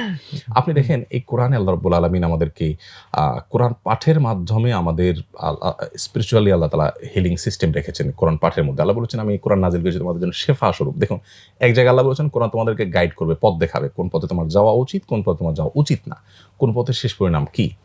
আবার আল্লাহ তাআলা এখানে এসে বলছেন যে আমি তোমাদের প্রতি আয়াত নাজিল করেছি, কোরআন নাজিল করেছি যেটাতে শিফা রয়েছে তোমার জন্য, আরোগ্য লাভের মাধ্যম রয়েছে। এখন আমরা অসুস্থ হলে ওষুধ খাবো, এটাই তো স্বাভাবিক। নবী সাল্লাল্লাহু আলাইহি ওয়াসাল্লাম ওষুধ সেবন করেছেন, সেবন করতে উৎসাহিত করেছেন, কিন্তু এর বাইরেও আরোগ্য লাভের একটা উপায় কোরআনে আছে। সেটা কি? তো এইটা মূলত রুকিয়া শারঈয়াহ একটা আলাদা শাস্ত্র। এটা কোরআনকে কেন্দ্র করে কিন্তু আলাদা একটা শাস্ত্র গড়ে উঠেছে, রুকিয়া শারঈয়াহ বা আপনার কোরআন কেন্দ্রিক, কোরআন আয়াত কেন্দ্রিক ঝাড়ফুঁক। আমরা এখানে দেখি যে রুকিয়া শারঈয়াতে কোরআন কারীমের শেষ দুটি সূরা, সূরা ফালাক এবং সূরা নাস, নবী সাল্লাল্লাহু আলাইহি ওয়াসাল্লাম যখন জাদুগ্রস্ত হলেন, তাকে ব্ল্যাক ম্যাজিক করা হলো এবং কে করলেন তার নামও আল্লাহ তাআলা জানিয়ে দিলেন। লাবিদ ইবনে আসম লোকটার নাম, ইহুদি ছিলেন। তখন এই দুটি সূরা আল্লাহ তাআলা নাজিল করে ওনাকে আরোগ্য লাভের জন্য উপায় বাতলে দিলেন এবং তিনি আরোগ্য লাভ করলেন। তো কোরআন থেকে আমরা দেখি যে এই স্পিরিচুয়ালি আরোগ্য লাভের সুযোগ আছে। এখানে অবশ্য প্রশ্ন আসার সুযোগ আছে যে মানে কোরআন তেলাওয়াত করবে আর একটা মানুষ সুস্থ হয়ে যাবে, কিভাবে সম্ভব? মানে তথ্য প্রযুক্তি বিজ্ঞানের এই সময়ে এসে যদি এই কথা বলে তো সেক্ষেত্রে আমাদের অনেকের কাছে জিনিসটা হাস্যকর মনে হবে। যাই হোক, আমি আমার পার্সোনাল এক্সপিরিয়েন্সের কথা বলতে চাই যে আমি ব্যক্তিগতভাবে কোরআন কারীমের আয়াত দিয়ে শিফা গ্রহণ করার চেষ্টা করেছি একাধিকবার। আমি মিরাকল, আপনি যেটা বললেন যে এই যে সে জাস্ট উচ্চারণ করবে আর কিভাবে সেভাবে, আমার তো মনে হয় বর্তমান জামানা এটা বোঝা খুব সহজ, আরো সহজ। এখন ভয়েস কমান্ডে সব চলে না। আমি এখন তো গাড়ি, চায়না গাড়ি আমাদের দেশে চলে আসছে। আমি কালকে শুনলাম যে এক ভাই আমাদের পরিচিত এই গাড়ি কিনেছেন অলরেডি, বললেন যে এই গাড়িতে এখন ভয়েস কমান্ড দিয়ে চলে, যে এসি বাড়াই দাও, কমাই দাও। হ্যাঁ, তো 500 বছর আগে যদি বলতো যে ভাই বলবো আর আমি চলে যাব, তখন মানুষের কাছে এটা কতটা অবিশ্বাস্য হতো। দেখুন কোরআন বলেছে যে মানুষের আমল মাপা হবে। আপনার 1400 বছর আগে যখন কোরআন নাজিল হয়েছে তখন যদি মানুষকে বলা হতো যে মানুষের জ্বর মাপা যায়, বাতাসের গতি মাপা যায়, তখন মানুষ বলতো যে বোধহয় চাপাবাজি করছে বা মানে মাথা খারাপ হয়ে গেছে। এখন আমরা অনেক কিছুর মানুষ মাপতে শিখছি আমরা। তাহলে আমাদের স্রষ্টা জিনিস সৃষ্টি যদি এই পারে তাহলে স্রষ্টার জন্য অসম্ভব বলতে কিছুই না। এবং কোরআনের অনেক জিনিস এখন বরং বোঝা অনেক সহজ হয় আমাদের জন্য, আর যেগুলো বুঝে আসছে না এখনো এগুলো ডেফিনেটলি আমরা বুঝবো। বাট এইখানেই তো হচ্ছে যে ধরেন যারা কোরআন নিয়ে অনেক ক্রিটিসিজম করে, যে যারা মোস্টলি যে কয়টা ধারা থেকে নাস্তিকতার দিকে যায়, তার তো একটা অন্যতম হচ্ছে যে ভাই কোরআনের ভিতরে এই ভুল আছে, সেই ভুল আছে। তো এই জিনিসটাকে তাহলে আপনি কিভাবে দেখেন, যারা বলে যে কোরআনের ভিতরে এই বিজ্ঞানসম্মত হয় নাই বা এটা তো ভাই জাস্টিফাইড হইলো না, যুক্তিসঙ্গত হইলো না?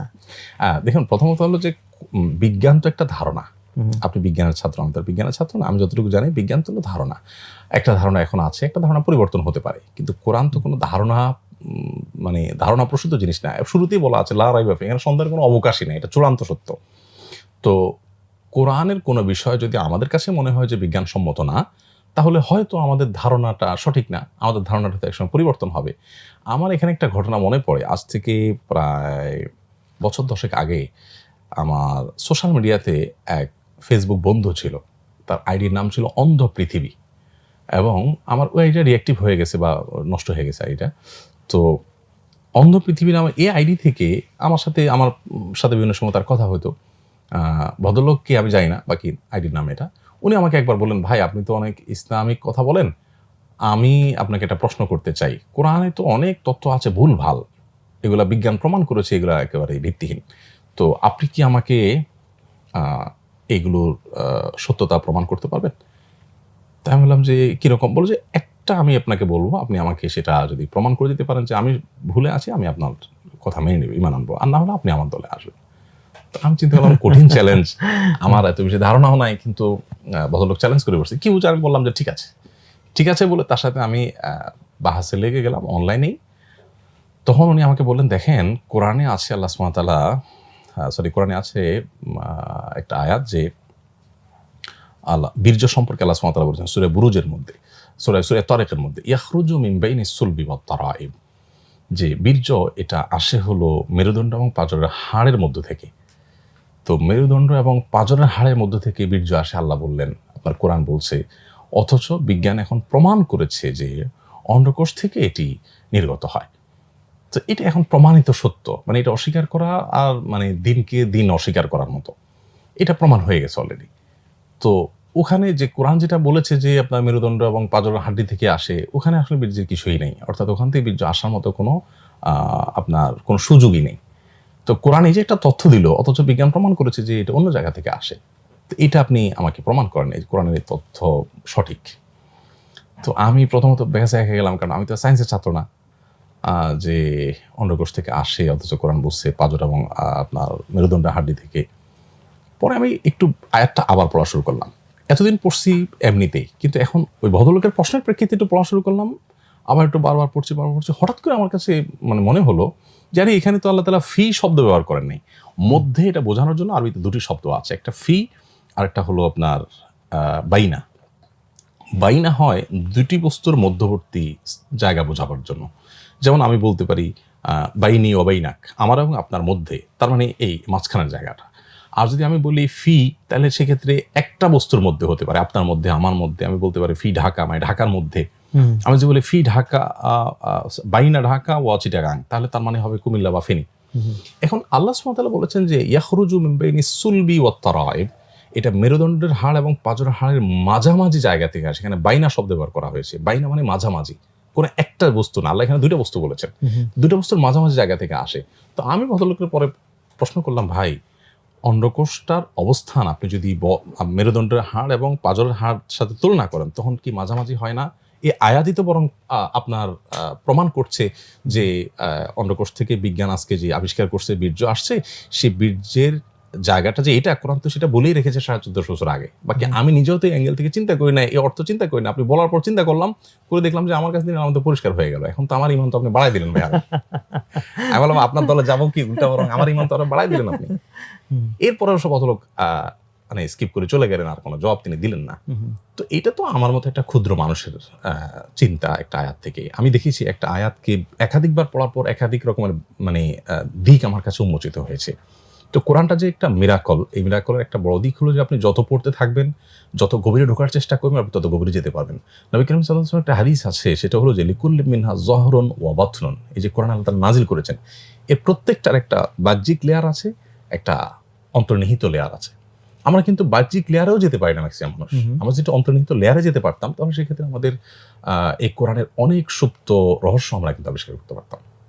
না, আমার যেমন একসময় মনে হইতো যে যেমন আল্লাহ তাআলা যখন বলছেন যে কোরআনের ভিতরে সব আছে, তো আমার কাছে মনে হয়েছে এটাও তো হইতে পারে যে একটা তো আল্লাহ রাসূল সাল্লাল্লাহু আলাইহি সাল্লামের লাইফ থেকে আমরা ডিরেক্টলি শিখবই, আবার আরেকটা পর্যায়ে হতে পারে যে আমরা ওই অন্তর্নিহিত লেভেলে যদি আল্লাহ তাআলা কাউকে ঢোকার সক্ষমতা দেন, হয়তো ডিরেক্টলি এখানেও হয়তো আছে, যেটা দেখে হয়তো আমাদের ঈমান আরো বেড়ে যাবে, সেটা হইতে পারে। এরকম অনেক জিনিস কিন্তু আছে যে অন্তর্নিহিত দিকগুলো যখন আসবে, তখন মনে হবে এটা কোনো মানুষের রচনা যে নয় বলা হচ্ছে বারবার, সুপ্রমাণিত হবে। হ্যাঁ, সুপ্রমাণিত হবে যে মানুষের রচনা নয় কিভাবে, মানে কেন মানুষের রচনা না। আপনি শুধু কোরআনের একটা দিক হলো নিকাতুল কোরআন বা কোরআনের সূক্ষ্মতা, কোরআনের শব্দ চয়নের ব্যাপার স্যাপার, তারপরে সংকেত, কোরআনের যে সংখ্যা তত্ত্ব, এই যে এক একটা সাবজেক্ট আছে, শুধু কোরআনের সংখ্যা তত্ত্ব নিয়ে যত গবেষণা পৃথিবীতে হয়েছে এবং সেগুলোতে যে মিরাকল আছে, আমরা সাধারণ মুসলমান, এটা আমার জন্য খুবই ছিল। আমি কোরআনের সংখ্যার দিকটা আমাকে খুব ফ্যাসিনেট করছিল। যাই হোক, সরি, বলেন। আচ্ছা, আমি যেটা বলতে চাইছিলাম যে সূক্ষ্মতা কোরআনের, এটা বোঝার জন্য আপনার আমি শুধু একটা উপমা দিতে চাই। সংখ্যা বিষয়ে আমার খুব বেশি ধারণা নেই, বরং ওইটা আমি আপনার কাছ থেকে জানার চেষ্টা করব। আল্লাহ সুবহানাহু ওয়া তাআলা কোরআনে কারিমে কারোর স্ত্রী এটা বোঝাবার জন্য কোরআনে কারিমে মোট 3 ধরনের শব্দ ব্যবহার করেছেন। কোথাও বলেছেন ইমরাআহ, মানে তার নারী, তার মহিলা, তার সঙ্গিনী, তার নারী। আবার কোথাও বলেছেন সাহেবা, মানে সঙ্গিনী। আবার কোথাও বলেছেন জাওজা, মানে স্ত্রী। তো 3টা শব্দ ব্যবহার করেছেন। এখন কি এগুলো কি র্যান্ডমলি চলে আসছে, নাকি এগুলোর আলাদা কোনো তাৎপর্য আছে যে কোথায় কোথায় কোনটা প্রয়োগ করেছেন? এটা নিয়ে গবেষণা হয়েছে এবং এই গবেষণার ফলাফল হলো যে যেখানে যেটা প্রযোজ্য সেটা করে কিভাবে হয়েছে, যেমন আল্লাহ সুবহানাহু ওয়া তাআলা কোরআনে কারিমে বলেছেন ইমরাআতু নূহ, ইমরাআতু লূত, লূতের স্ত্রী নূহের স্ত্রী। আরেক জায়গায় বলেছেন ওটা আরো ইন্টারেস্টিং, এটা আগে শেষ করি। নূহের স্ত্রী স্ত্রী না, মহিলা, নূহের মহিলা এবং লূতের মহিলা, এবং লূত এবং নূহের স্ত্রী হলে তো আল্লাহ তাআলা বলতেন যাওজাতু নূহ, নূহের স্ত্রী, তা না বলে আল্লাহ তাআলা তার নারী কেন বললেন? তো আমরা অন্যান্য জায়গায় ঘেঁটে দেখি যে পুরো কোরআনে মোট 4-5 জায়গায় আল্লাহ সুবহানাহু ওয়া তাআলা এই শব্দ ব্যবহার করেছেন, অমুকের নারী। যেখানে এটা বলেছেন সেখানে আমরা দেখেছি যে এখানে স্বামী স্ত্রীর সাথে একটা বোঝাপড়া বিরাট গরমিল আছে। অর্থাৎ একজন ইমানদার আর একজন ইমান নাই, দুজনের গন্তব্য দুই রকম, জাস্ট তারা একসঙ্গে থাকছেন, কিন্তু আসলে স্ত্রী এবং স্বামী হওয়ার জন্য আরবি এখানে একটু বলতে হয়, আরবিতে জাওজ জাওজা শব্দকে আমরা যে স্ত্রী বলি, আসলে স্ত্রীতে ওটা স্ত্রী বা স্বামী দিয়ে ওটা অর্থটা আসলে কাভার হয় না। আমরা স্বামী বললে এটা মালিক মালিক এটা ভাব আসে, স্ত্রীর ক্ষেত্রে তার বিপরীত। কিন্তু কোরআন যে বলছে জাওজ জাওজা, এখানে সঙ্গী সঙ্গিনী, এখানে মানে আরো ইয়ে করলে বলতে হয় জাওজ শব্দ অর্থ হলো জোড়া, মানে জোড়ার পার্ট হলে হয় কি, স্ত্রী ছাড়া স্বামী অপূর্ণাঙ্গ, আবার স্বামী ছাড়া স্ত্রী অপূর্ণাঙ্গ, মানে পূর্ণতা পেতে হলো একে অন্যের পরিপূরক টাইপ। তো এই যে ব্যাপার, যখন বিশ্বাসের ক্ষেত্রে দুজনে কেবলা দুই রকম থাকে, একজন বিশ্বাসী একজন অবিশ্বাসী, অথবা কোনো বিষয়ে যখন মনোমালিন্য থাকে, মানে মনে মিল থাকে না, তখন আল্লাহ তাআলা এমরা শব্দ ব্যবহার করেছেন। কারণ আসলে এখানে একটা ভিন নারীর মতোই অনেকটা একসাথে থাকছে, জাস্ট একজন মহিলা। আর যখনই তাদের উভয়ের মধ্যে মনের মিলটা থাকে, তখন আল্লাহ সুবহানাহু ওয়া তাআলা জাওজ শব্দ ব্যবহার করেছেন, জাওজা শব্দ ব্যবহার করেছেন। আমরা দেখি এক্ষেত্রে জাকারিয়ার সাথে স্ত্রীর যতদিন বাচ্চা হয় নাই, ইন্টারেস্টিং একটা বিষয় এই আয়াতটা, বাচ্চা যতদিন হয় নাই ততদিন আল্লাহ তাআলা বলেছেন যে তিনি বলেছেন ফেরেশতারা যখন আসছে, আয়েশা বলছে যে আপনাকে সন্তান হওয়ার সুসংবাদ দিয়েছি, তিনি বলছেন যে ওয়াকানাত ইমরাআতি আখিরা, আমার এখানে ইমরাআ মানে নারী, আমার মহিলাটা তো বন্ধা। এই যে আমার মহিলাটা বন্ধা বললেন কেন, উনি বলতে পারলেন না যে আমার স্ত্রী বন্ধা? আমার মহিলা শব্দ আল্লাহ কেন উল্লেখ করেছেন? ইন্টারেস্টিং বিষয় হলো এই নবীর ব্যাপারে যখন সন্তান পেয়ে গেলেন, তখন আল্লাহ তাআলা আয়াত নাযিল করার সময় তখন আর মহিলা বলেন না, তখন একই মহিলার ক্ষেত্রে জাওজা বলছেন যে ফাস্তাজাবনা লাহু ওয়া ওয়াহাবনা লাহু ইয়াহইয়া ওয়া আসলাহনা লাহু যাওজা, আমি তার স্ত্রীকে সংশোধন করে দিয়েছি। এখানে সে স্ত্রী বললেন, আগে বললেন নারী, পার্থক্য এটি কি? তো মুফাসসিরগণ, তাফসীর বিশেষজ্ঞগণ বলেছেন যে যতদিন বাচ্চা না হয়েছে ততদিন স্বামী স্ত্রী হিসেবে তাদের মধ্যে একটা বোঝাপড়ার গরমিল ছিল। বাচ্চা হচ্ছে না, বন্ধা, সন্তান চায় স্বামী হিসাবে, স্ত্রীর হচ্ছে না, তো এই যে একটা গরমিল ছিল, একটু দূরত্ব বা স্বামী স্ত্রী সুলভ যে আপনার দূরত্ব থাকতে পারে, যতটুকু গ্রহণযোগ্যতার লেভেল নবী শানেও যেটা যায়, স্বামী স্ত্রী সব মানে হিসাবে যতটুকু হতে পারে, এতটুকুর ভিত্তিতে ইমরাআ শব্দ আল্লাহ ব্যবহার করেছেন। আর যখনই সন্তান হয়ে গেছে তখন এমন একটা হৃদয়পূর্ণ সম্পর্ক তৈরি হয়েছে যে এখন জাওজা বলেছেন। এখানে আবার কেউ এই প্রশংসা না টেনে আনে যে তাহলে কি সন্তান না হলে কি স্ত্রীকে দোষারোপ করা যাবে কিনা। তিনি দোষারোপ করেছেন এটা কিন্তু প্রমাণিত না, এটা জাস্ট একটা ধারণা। দোষারোপ করেছেন সেটাও ধারণা কেউ করছে না, বলছে যে এটা নিয়ে স্বামী স্ত্রীর মধ্যে একটা কি বলে এটাকে, চাওয়া পাওয়ার ব্যাপার নিয়ে একটু দুঃখবোধ, একটা দুঃখবোধ, একটা শিথিল সম্পর্কের কথা বলতে পারে, যে সম্পর্কের মধ্যে একটা শৈথিল্য থাকে স্বাভাবিক। কিন্তু যখন সন্তানটা হয়ে যায়, এটা কিন্তু একটা বাস্তবতা যে বিয়ের পর সন্তান হওয়ার আগ পর্যন্ত স্বামী স্ত্রীর মধ্যে এক ধরনের শিথিল ভাব থাকে, সন্তান হয়ে গেলে সেটা তাদের উভয়ের সম্পর্ক প্রগাঢ় করে দেয়। এখন প্রগাঢ় হওয়ার পর আল্লাহ তাআলা বলছেন জাওজা, আর ওখানে বলছেন ইমরাআ। আবার আখিরাতে যখন স্বামীর সাথে কোনো স্ত্রীর দেখা হবে, যখন দুজনের দুই রকম আমল হবে, তখন তাদের ক্ষেত্রে আল্লাহ বলেছেন সাহেবা, সঙ্গিনী। কারণ হলো সেখানে কোনো দিক থেকে কোনো মিল থাকবে না, একে অন্যকে দেখলে পালাবে। আল্লাহ বলেছেন ইয়াউমা ইয়াফিরুল মিন আখিহি ওয়া উম্মিহি ওয়া আবি ওয়া সাহবাতি ওয়া বানি, সেদিন মানুষ তার ভাই থেকে, বাবা থেকে পালাবে, সঙ্গিনী থেকে পালাবে। এখানে আল্লাহ তাআলা ইমরাও বলেন নাই, জাওজাও বলেন নাই। তো এই যে সঙ্গিনী বললেন, তার মানে ওখানে আসলে সম্পর্কটা তো স্বামী স্ত্রীর সম্পর্ক থাকছে না। আবার এদিকে মনের মিল আর অন্য কোনো মিলের প্রশ্নই নাই, প্রত্যেকে যার যার যান বাঁচানোর জন্য পাগল পড়া থাকবে। মানে কেমন যেন কোনো জাস্ট সঙ্গে ছিল কোনো কালে, ব্যাপারটা এরকম না। তার ঘরে আছেন, মনের অমিল আছে, না মনের মিল আছে, কোনোটাই না। এই জন্য আল্লাহ তাআলা এখানে সাহেব ব্যবহার করেছেন। এই বিষয় নিয়ে যদি আমাদের দর্শকদের কারো জানার আগ্রহ থাকে, আমি আপনার মাধ্যমে জানাতে চাই, মুহাম্মদ মুতাওয়াল্লিয়া শারাবি নামে খুব এই রিসেন্ট আপনার সমকালীন সময়ের একজন বড় মনীষী ছিলেন, উনি ইজিপশিয়ান। ওনার লেকচারগুলো ইউটিউবে প্রচুর পাওয়া যায়, আমি মাঝে মধ্যে দেখি, বিশেষ করে টুইটারে ওনার আইডি আমি ফলো করি, ওনার আইডি যারা চালায় ওনার ইয়েগুলো দেয় আর কি। উনি এই কোরআনের নেকাতটা বের করেন এবং এমন এমন নেকাত বের করেন, এটাকে নেকাত বলে, মানে কোরআনের সূক্ষ্মাতি সূক্ষ্ম বিষয়গুলো, অন্তর্নিহিত যে লেভেলটা সেটা নিয়ে আলোচনা করেন। তো ইমানের মিটার কোথা থেকে কোথায় চলে যায়, যে সংখ্যাতত্ত্ব নিয়ে আপনি বলছেন, আমার সেদিন জানার আগ্রহ আছে, বরং উল্টো সংখ্যাতত্ত্ব আমি জানি যে আবজাদি একটা তত্ত্ব আছে, সেটার বাইরে কোরআনে যে সংখ্যা আল্লাহ তাআলা উল্লেখ করেছেন এবং কোন শব্দ কতবার উল্লেখ করেছেন, এর রহস্য কি, অমুক সূরা এতবার কেন আসলো, অমুক নামটা এতবার কেন আসলো, প্রত্যেকটার যে অন্তর্নিহিত ব্যাখ্যা আছে এবং বাস্তবসম্মত ব্যাখ্যা আছে, এটা আমরা অনেকে জানি না। কিন্তু আমি বরং আপনার কাছ থেকে এটা একটু মানে আপনার ইয়েটা একটু জানতে চাই। না মানে এই সত্য তো অ্যাকচুয়ালি আমি প্রশ্ন করব, সেটা ঠিক আছে, সেটা দর্শকদের জন্য একটা ইয়ের খোরাক হিসেবে থাকুক, রহস্য, বাট খুঁজলে এটা অনলাইনে এই ধরনের জিনিস অনেক অ্যাভেলেবল। সো আমি এরপরে যে জায়গাটা যেতে চাই, এগুলো একটু কাইন্ড অফ একটু কুইক কোয়েশ্চেন, যে পুরো কোরআনে ধরেন আপনার তো ৬,০০০+ আয়াত এবং ১১৪টা সূরা। তো আপনার ক্ষেত্রে এরকম যদি বলা হয় যে ফেভারিটের লিস্ট করা হয় সূরার দিক থেকে, যে কোন সূরা আপনাকে অনেক বেশি তিলাওয়াত করার দিক থেকে হোক অথবা আন্ডারস্ট্যান্ডিং এর দিক থেকে হোক, এবং বা স্পেসিফিক কিছু আয়াত যেগুলো আপনার খুব ফেভারিট, এরকম কয়েকটা যদি দর্শকদের সাথে একটু শেয়ার করেন। ফেভারিট আয়াতের কথা বললে তো আমি ইন্না মা'আল উসরি ইসরার কথা বলবো, যেটা আমার সবচেয়ে বেশি আমাকে আপনার ইন্সপায়ার করে, যে আমি কষ্টের সাথে স্বস্তি, কষ্টের সাথেই স্বস্তি আছে, কষ্টের সাথেই স্বস্তি আছে, সাথেই আছে। আল্লাহ সুবহানাহু ওয়া তাআলা বলেছেন, ইন্টারেস্টিং কষ্টের পরে বলেন না আল্লাহ তাআলা, ইন্না মা'আল উসরি বলেছেন, কষ্টের সাথে স্বস্তি আছে। দেখুন কোরআনের যে শব্দ চয়ন, অবাক করা বিষয়। আল্লাহ বলেছেন এক জায়গায় যে তাআওয়ানু আলাল বিররি ওয়াত তাকওয়া, তোমরা কল্যাণ এবং তাকওয়ার কাজে সহযোগিতা করো। আল্লাহ এখানে বলতে পারতেন তাআওয়ানু আলাল বাররি ওয়াল মুত্তাকি, তোমরা যারা ভালো কাজ করে তাদের সহযোগী হও। আল্লাহ ভালো কাজ করে ওই ব্যক্তির সহযোগিতা না বলে কর্মের সহযোগিতা বলেছেন। তার মানে কি, আপনার সাথে আমার অনেক দিক থেকে ভিন্ন মত আছে, কিন্তু আপনি একটা ভালো কাজ করছেন, আমি জানি কাজটা ভালো, তখন আল্লাহর নির্দেশ অনুযায়ী আপনার সাথে ভিন্ন মত থাকা সত্ত্বেও আপনার ভালো কাজটা আমার সাপোর্ট করতে হবে।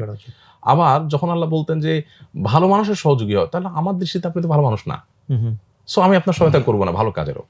তো কোরআনের এই যে আয়াতটা ইন্না মা'আল উসরি ইসরা, যে নিশ্চয়ই কষ্টের সাথেই স্বস্তি আছে, এটা আমাকে অনেক বেশি ইন্সপায়ার করে। আরেকটা আয়াত আছে যেটা আমাকে অনেক বেশি সতর্ক করে, মানে আমি এই আয়াতটা দ্বারা এত বেশি প্রভাবিত যে আমি যখন এই আয়াতটা চিন্তা করি, তখন আমার মানে সংশোধন হতে, আত্মশুদ্ধির জন্য আমাকে অনেক বেশি সাহায্য করে। সেটা হলো আল্লাহ সুবহানাহু ওয়া তাআলা বলেছেন যে ওয়ালাকাদ যারানা লিজাহান্নামা কাসীরাম মিনাল জিন্নি ওয়াল ইনস, নিশ্চয়ই আমি জিন এবং মানুষদের অনেককে সৃষ্টি করেছি জাহান্নামের জন্য, মানে তাদের সৃষ্টি হয়েছে জাহান্নামে নেওয়ার জন্য। তারা কারা? লাহুম কুলুবুন লা ইয়াফকাহুনা বিহা, তাদের অন্তর আছে কিন্তু সেটা তারা অনুধাবন করতে পারে না। ওয়ালাহুম আ'য়ুনুন লা ইবসিরুনা বিহা, তাদের চোখ আছে কিন্তু সেটা তারা দেখেও না দেখার ভান করে থাকে, শিক্ষা গ্রহণ করে না। ওয়ালাহুম আযানুন লা ইয়াসমাউনা বিহা, তাদের কান আছে কিন্তু শুনেও সেটাকে ধারণ করতে পারে না, মানে না শোনার মতো অবস্থা। এই যে একটা অবস্থা, যে আমি অনবরত আল্লাহর আদেশ শুনছি, নবী সাল্লাল্লাহু আলাইহি ওয়াসাল্লামের সতর্কবাণী শুনছি, নিষেধ শুনছি, আমার আখিরাতের বিষয়ে সতর্ক করা হচ্ছে, এগুলো যদি আমার ভিতরে কোনো পরিবর্তন না আনে, আমাকে যদি কোনো প্রকার মানে ইন্সপায়ার না করে এবং আমার ভিতরে চেঞ্জটা না আনে, আত্মশুদ্ধিটা আমার না হয়, তাহলে আমি কি তাহলে জাহান্নামের জন্য তৈরি হলাম কিনা, এটা একটা আমার জন্য অ্যালার্মিং ব্যাপার কিনা। এই আয়াতটা অনেক বেশি আমাকে নাড়া দেয়, এবং এই আয়াতটার কারণে আমি দেখি যে আল্লাহর জন্য অন্তরটা বিগলিত করা অনেক সহজ হয়। অন্তর বিগলিত হওয়া এটার একটা জায়গা, যে অন্তর বিগলিত হলে তো আসলে ভালো লাগার কথা না, অন্তর খুশি থাকলে না ভালো লাগার কথা, অন্তর গলে গেলে এটা কেমন কথা। কিন্তু আল্লাহর কাছে আল্লাহর ভয়ে অন্তর বিগলিত হওয়ার যে তৃপ্তি, সেটা আসলে পৃথিবীর অনেক সুখের সাথে তুলনা করে মানুষ পাবে না। যার কারণে অন্তর বিগলিত হওয়া বলতে আল্লাহর কাছে অবনত হওয়া, আল্লাহর কাছে নিজেকে ছোট করতে পারা, এটা বর্ণাতীত তৃপ্তির জায়গা। এই জায়গাটাতে এই আয়াতটা আমাকে অনেক বেশি ইন্সপায়ার করে। সূরার ক্ষেত্রে আপনি যদি বলেন, তাহলে সেক্ষেত্রে আমার সবচেয়ে ভালো লাগার সূরা ইখলাস। কারণ একে তো হলো দুইজন সাহাবী এই দুই সূরার ভালোবাসার কারণে জান্নাতের সুসংবাদ এবং আল্লাহর ভালোবাসার সুসংবাদ পেয়েছেন। আমরা অনেক সময় যেটা করি, আমরা অনেক আনপাবলিক অবশ্য ছোট হিসেবে ভালোবাসি যে নামাজ শর্টে পড়া যায়। রাইট। একজন সাহাবী ইমামতি করতেন, তো উনি যেই কেরাতি পড়তেন সূরা ফাতিহার সাথে এটা একটু পড়তেন, সূরা ইখলাস। তো সাহাবীরা মুসল্লি যারা ছিলেন, ওনারা এসে নবী সাল্লাল্লাহু আলাইহি ওয়াসাল্লামকে জিজ্ঞেস করেন, ইয়া রাসূলুল্লাহ, আমরা জানি সূরা ফাতিহাটা প্রত্যেক রাকাতে পড়তে হয় বাধ্যতামূলক, আমরা আমাদের ইমাম সাহেব সাহাবী যে ওনাকে দেখতে পাচ্ছি যে সূরা ফাতিহার পাশাপাশি উনি এই সূরা ইখলাসটাকেও বাধ্যতামূলক বানায় নিয়েছেন, আর সাথে অন্য কেরাত পড়েন, এটা তো আপনি করেন না, এটা উনি কেন করেন? তখন নবী করিম সাল্লাল্লাহু আলাইহি ওয়াসাল্লাম জিজ্ঞেস করলেন, হ্যাঁ তাই তো, তুমি এটা কেন করো? তখন উনি বললেন, ইয়া রাসূলুল্লাহ, এই সূরাতে শুধু আল্লাহর কথা বলা আছে, কোরআনের একমাত্র সূরা যে সূরার প্রসঙ্গ হলেন আল্লাহ তাআলা, এখানে অন্য কোনো সাবজেক্ট নাই। প্রথম আয়াত থেকে শেষ আয়াত, কয়েকটা আয়াতের সবগুলোই আল্লাহ পরিচয় তুলে ধরা হয়েছে, আল্লাহর একত্ববাদের কথা বলা হয়েছে। তো এই জন্য আমি এই সূরাকে অনেক ভালোবাসি, যেমন আল্লাহর আলোচনা এখানে আছে, শুধু অন্য কোনো আলোচনা নেই, এই জন্য আমার এটা খুব ভালো লাগে। তো নবী সাল্লাল্লাহু আলাইহি ওয়াসাল্লাম বলেছেন যে এই সূরার ভালোবাসা তোমাকে জান্নাত নিয়ে যাবে। অন্য হাদিসে আসছে নবী সাল্লাল্লাহু আলাইহি ওয়াসাল্লাম বলেছেন যে এই সূরার ভালোবাসার কারণে আল্লাহ তোমাকে ভালোবাসেন। তো তার জন্য নবী সাল্লাল্লাহু আলাইহি ওয়াসাল্লাম এটা অ্যালাউ করলেন যে ঠিক আছে, সেটা করুক নামাজের মধ্যে, তার জন্য স্পেশাল। তো এই একটা হাদিস যখন জানলাম এবং মেলালাম যে হ্যাঁ, সাহাবী যে কারণে ভালোবেসেছেন এই কারণটা তো আসলেই আছে, তখন এই সূরাটা আমারও ভালো লাগে। আপনি যেমনটি বললেন যে এটা আসলেই সত্য যে আমাদের অনেকের কাছে সূরাটা ভালো লাগে, বাট সেটা হলো নামাজ শর্ট করার জন্য, যে নামাজকে সংক্ষেপ করতে হলো সূরা ইখলাসের বিকল্প নাই।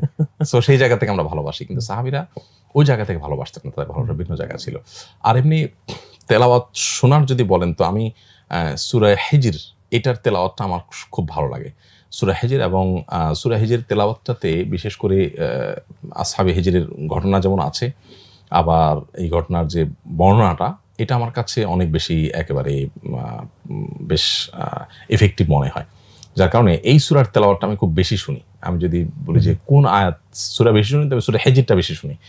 আর ব্যক্তিগতভাবে আমার ভালো লাগা সবচেয়ে বেশি কাজ করে যে সূরা ইখলাস। কারণ হলো দিন এবং রাত 24 ঘন্টার ভিতরে সবচেয়ে বেশি সংখ্যকবার পাঠ্য সূরার মধ্যে সূরা ইখলাস অন্যতম। সকাল সন্ধ্যা, 5 ওয়াক্ত নামাজের পর, শোয়ার সময়, বিভিন্ন জায়গায়। আচ্ছা, তিলাওয়াত প্রসঙ্গে একটা প্রশ্ন মাথায় আসলো যে কোরআনের ক্ষেত্রে এটা তো একটা বোধহয় ডিবেটের মতো আমি দেখেছি যে তেলাওয়াত ভার্সেস অর্থ বোঝা। এখানে তো দুই ধরনের গ্রুপ দেখা যায়। এক গ্রুপ যারা তেলাওয়াতটাকেই সবকিছু মনে করে, অর্থ বোঝার খুব বেশি প্রয়োজন মনে করে না, এরকম একটা হয়তো আছে। আবার একটা গ্রুপ আছে যারা হচ্ছে যে অর্থ বোঝাটাকে এত বেশি প্রাধান্য দিচ্ছে যে তেলাওয়াত তাদের কাছে খুব বেশি মুখ্য না। সো এই ক্ষেত্রে আসলে সঠিক দৃষ্টিভঙ্গিটা কি? আমার মনে হয় না এমন কেউ আছেন পৃথিবীতে যিনি মনে করেন যে শুধু তেলাওয়াত করলেই হবে, বোঝার দরকার নেই। এমন কেউ পৃথিবীতে আছে বলে আমার মনে হয় না।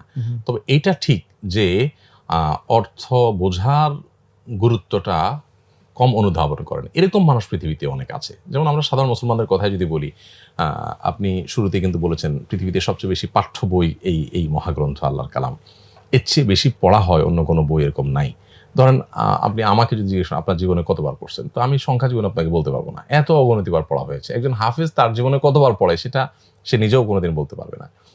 তো পৃথিবীতে সবচেয়ে বেশি পড়া হয় যে বইটা সেটা কোরআন, আবার না বুঝে পড়া হয় পৃথিবীতে যে গ্রন্থটা সেটাও কোরআন। তো এই জায়গাতে আমাদের সাধারণ মানুষদের মধ্যে একটা ধারণা আছে যে কোরআন এটা শুধু পড়লেই হয়ে যাবে, এটা আসলে বোঝার এখন কোনো গুরুত্ব নাই। এই ধারণা মোটেই সঠিক না, বা গুরুত্ব কম আছে যারা মনে করেন তার ধারণা মোটেই সঠিক না। কোরআন আল্লাহ তাআলা দিয়েছেন আমাদেরকে সেখান থেকে পথ নির্দেশ গ্রহণ করবার জন্য।